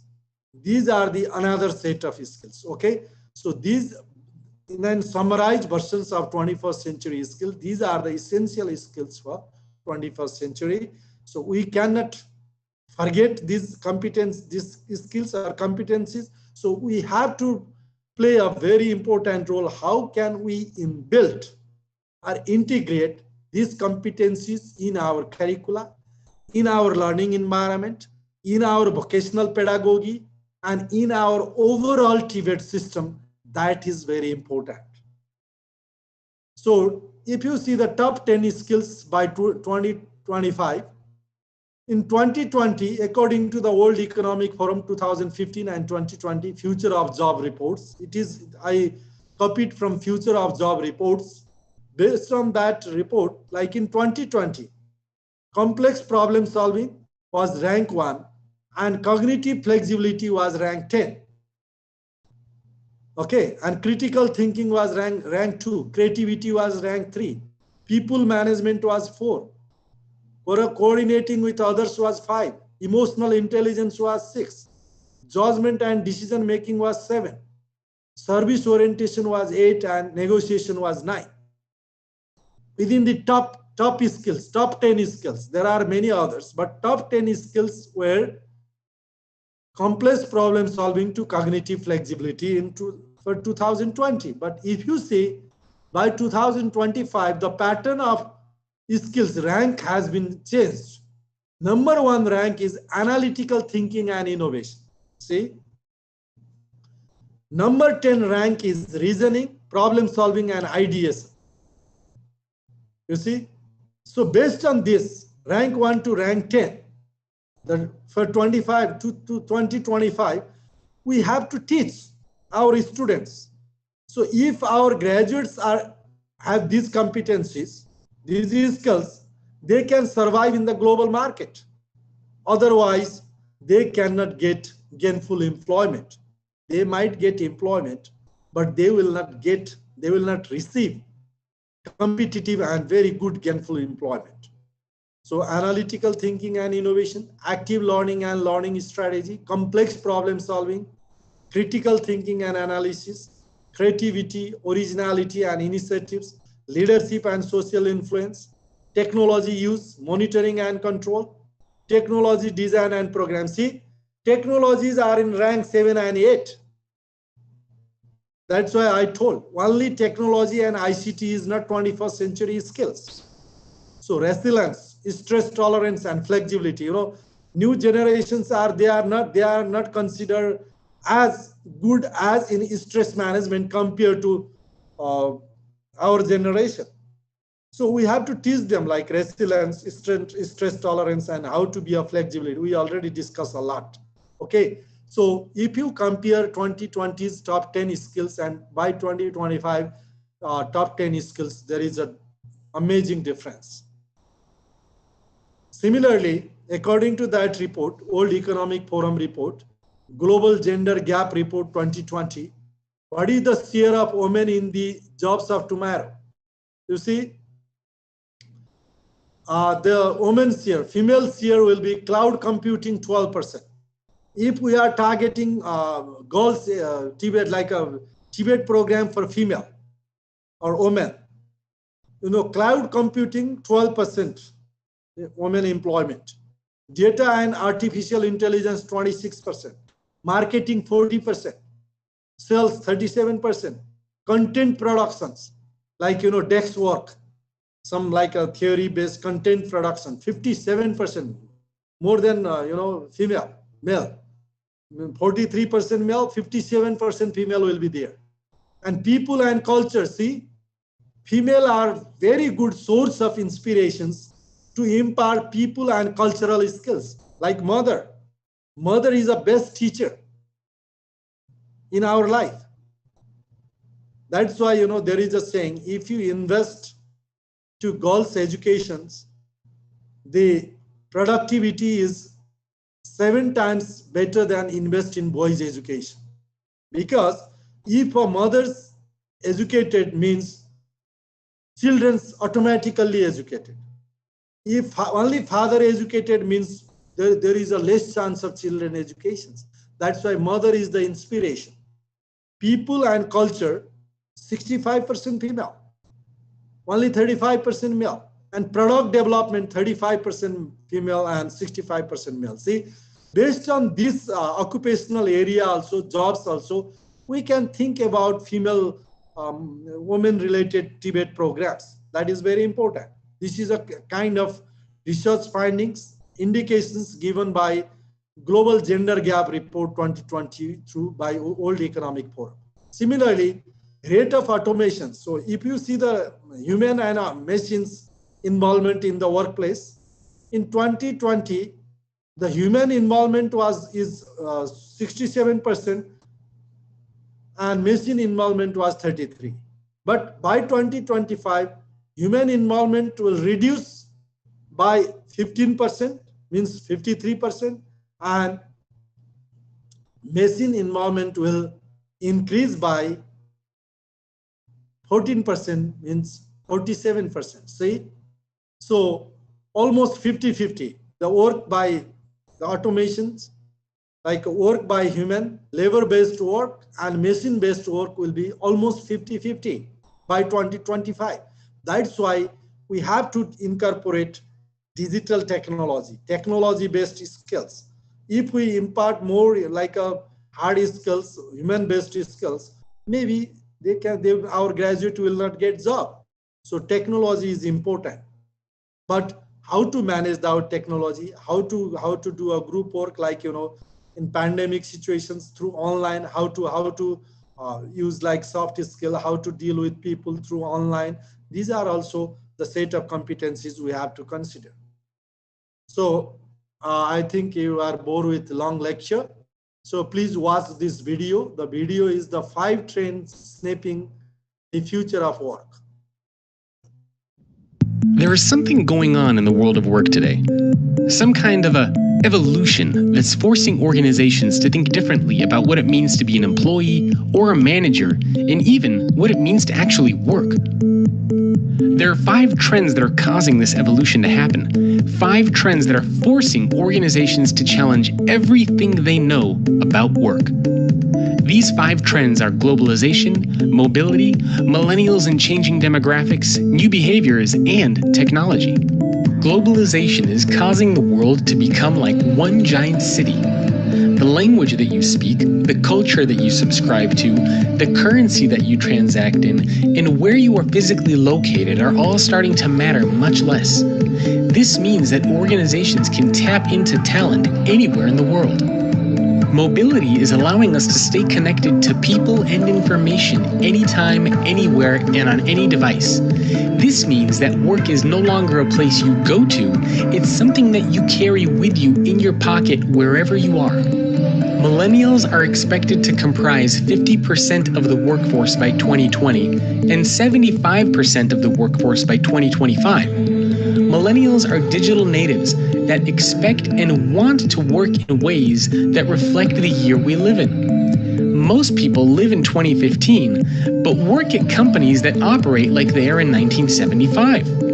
Although millennials are driving enormous organizational change, it's important to remember that the future employee is anyone that is changing their behavior and mindset to adapt to the changing workforce. This means it doesn't matter if that person is 22 or 62. New behaviors are rapidly entering our organizations. For example, we are all comfortable living a more public life. We share our thoughts in blogs, post reviews on Yelp, have our entire professional history on LinkedIn, share pictures on Instagram, rant on Twitter, and engage in open conversations on Facebook. In fact, virtually every aspect of business behavior has changed, including the way we share, communicate, collaborate, teach, learn, find information, access technology, and create content. This is forcing organizations to fundamentally rethink and reimagine the way we work. Technologies such as big data, wearable devices, collaboration platforms, the Internet of Things, and cloud computing are enabling us to work in new ways while keeping us more engaged and productive. In the future of work, technology is the central nervous system of the organization that enables everything else to function. Together, these 5 trends, combined with an unprecedented war for talent, is forcing organizations to shift their mentality from creating a place where they assume employees need to work there to creating an environment where employees want to work there. When we think about the future of work, the organizations that can most effectively make this shift from need to want are the ones who will be able to attract and retain top talent. This means that if your organization doesn't think about and plan for the future of work, then your organization will have no future.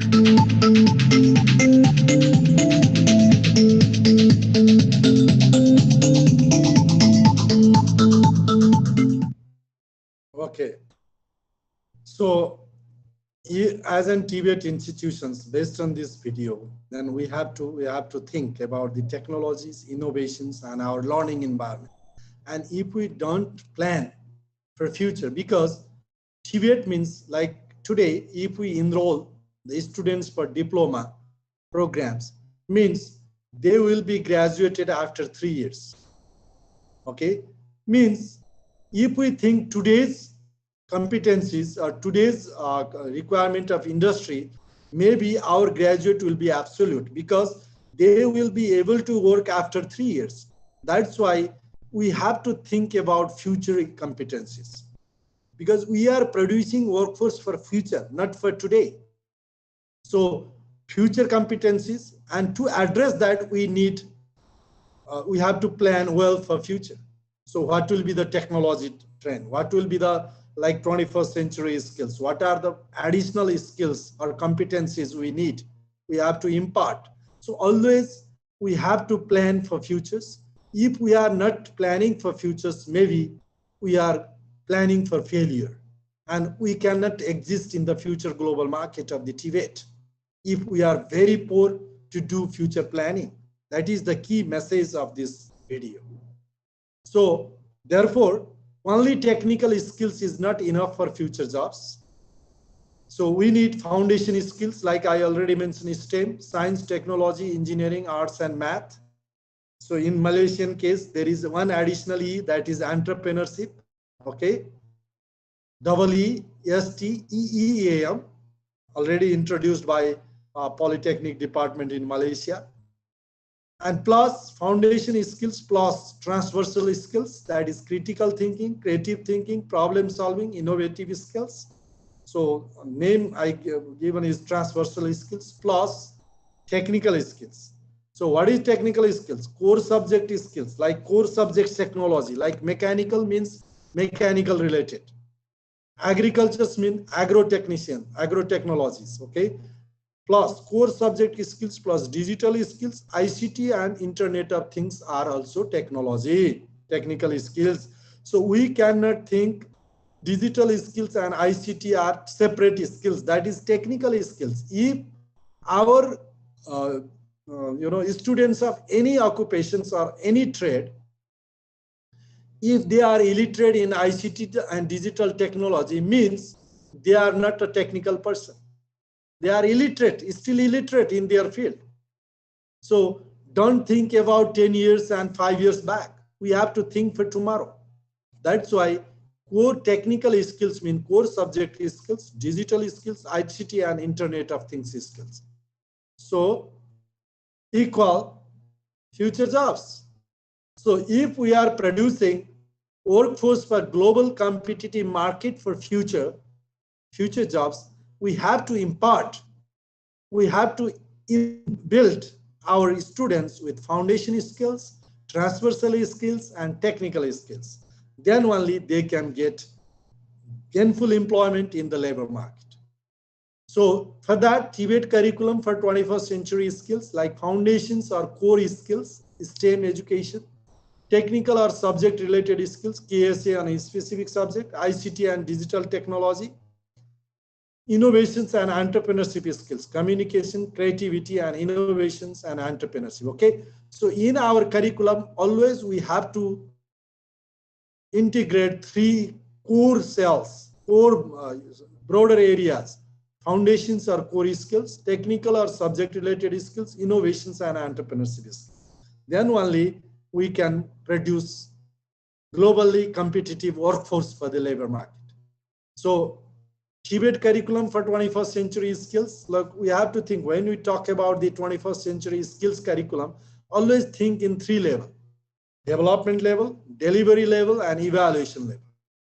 Like, and today we are talking our blended learning program also related with all 3 levels. So you have to develop blended learning system. You have to develop component for blended learning in development stage. Like for development stage, we have to do research like labor market studies.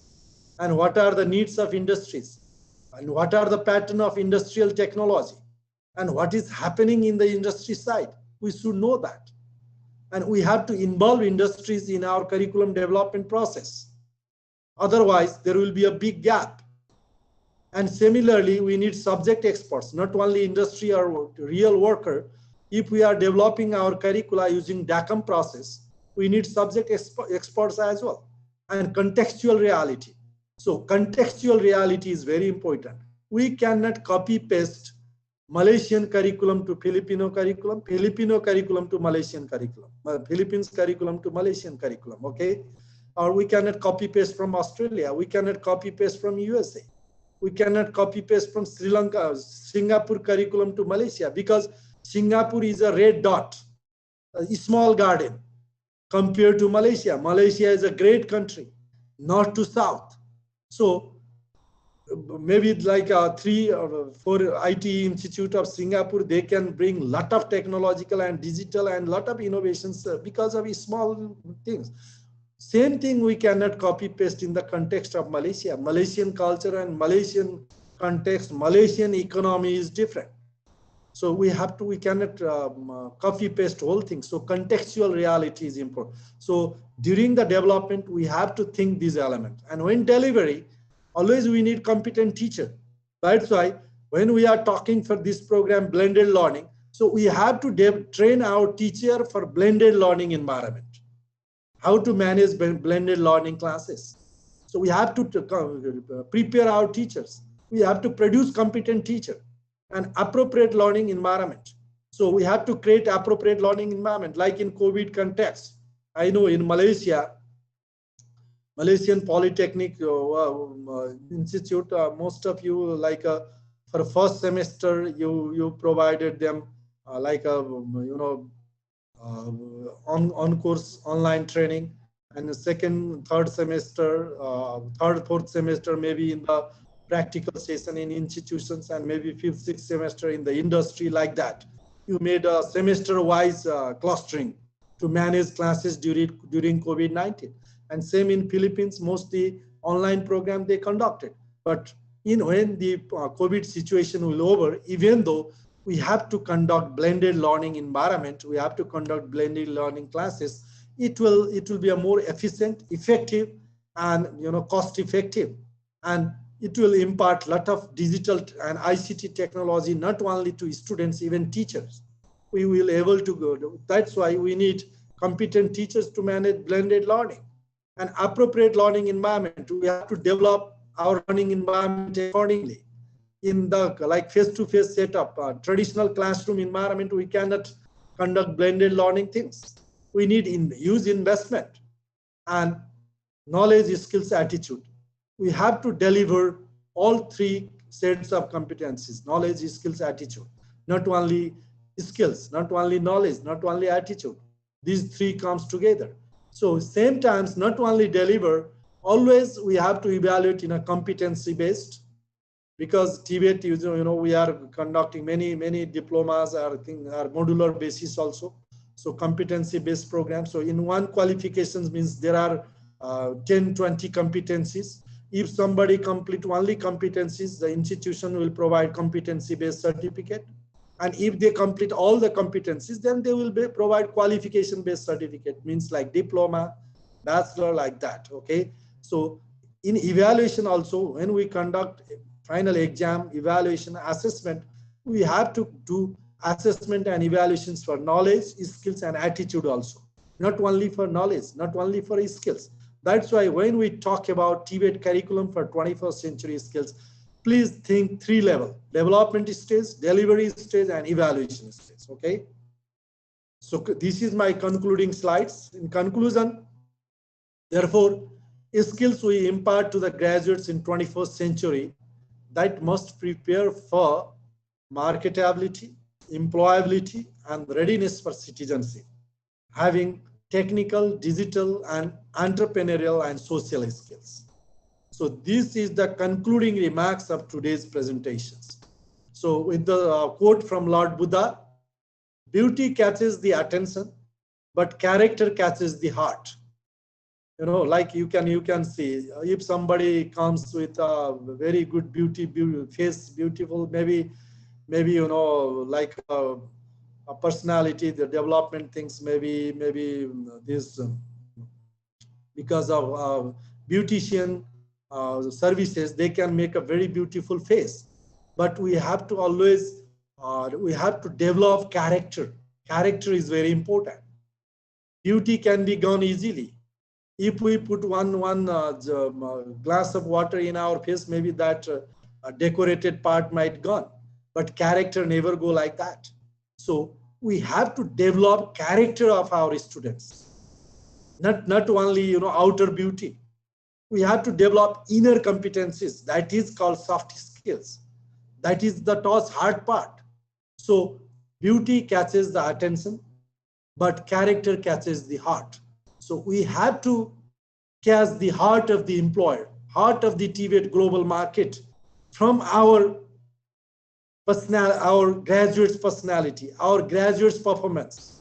Then only image and sustainability of TVET institutions enhance, and TVET institutions can contribute for sustainable development of the country as well as entire globe.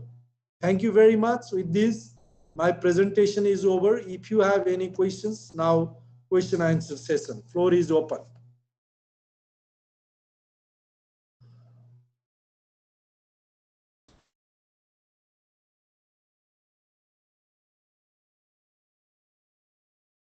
Any questions?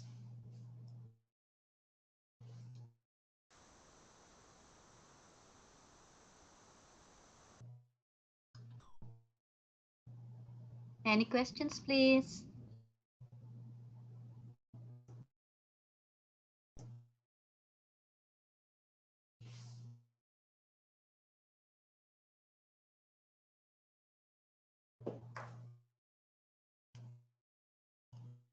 I think there is no questions.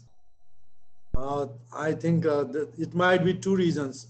One is either you understood very well, or you didn't understand my presentation. There is a 2 possibility. Anyway, thank you very much for your patience, and thank you for your support for entire presentation. So now I would like to hand over this floor to Engineer Ghani. Thank you.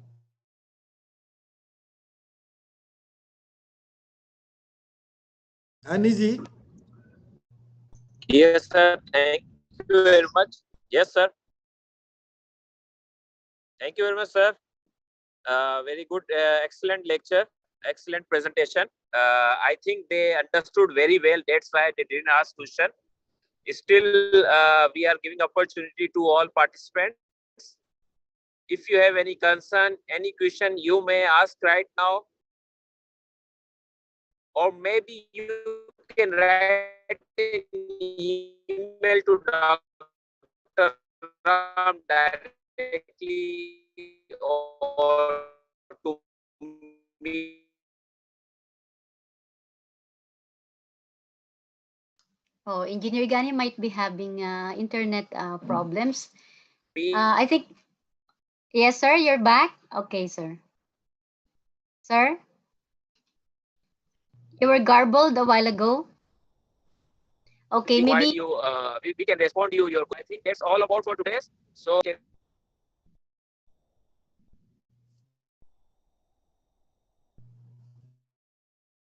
Okay, Aniji, we are not hearing you well because there is some problem in your internet. Sir. Anyway, maybe he's Okay.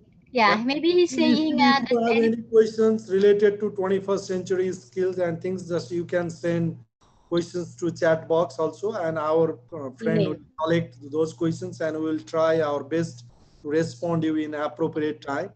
So with this, thank you very much. Now, Can you hear me, sir? Yeah, now okay, little okay.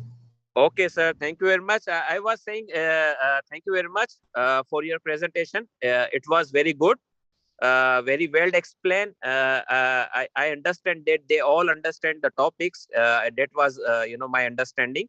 So still they have any concern, they can write us directly. We can respond them. Still they have any question regarding the upcoming days, we will provide the information. So that's all about for today's sessions. So thank you very much. Goodbye. Now I'm handing over to floor to Miss Arlene. Arlene. Okay, sir. Yeah, thank you very much for that. And again, also thank you for the Director General's excellent presentation.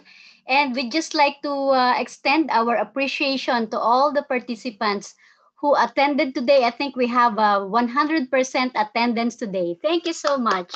We're so happy that you all joined today for this opening ceremonies and for the first day of our session. So we'll meet you all tomorrow at 1 o'clock p.m. again. And I think there was no late participants also today. So I hope we can maintain that so we can have a smooth implementation of the program.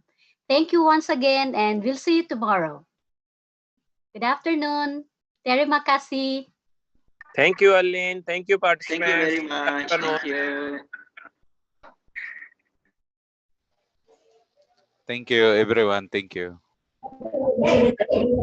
Terima kasih.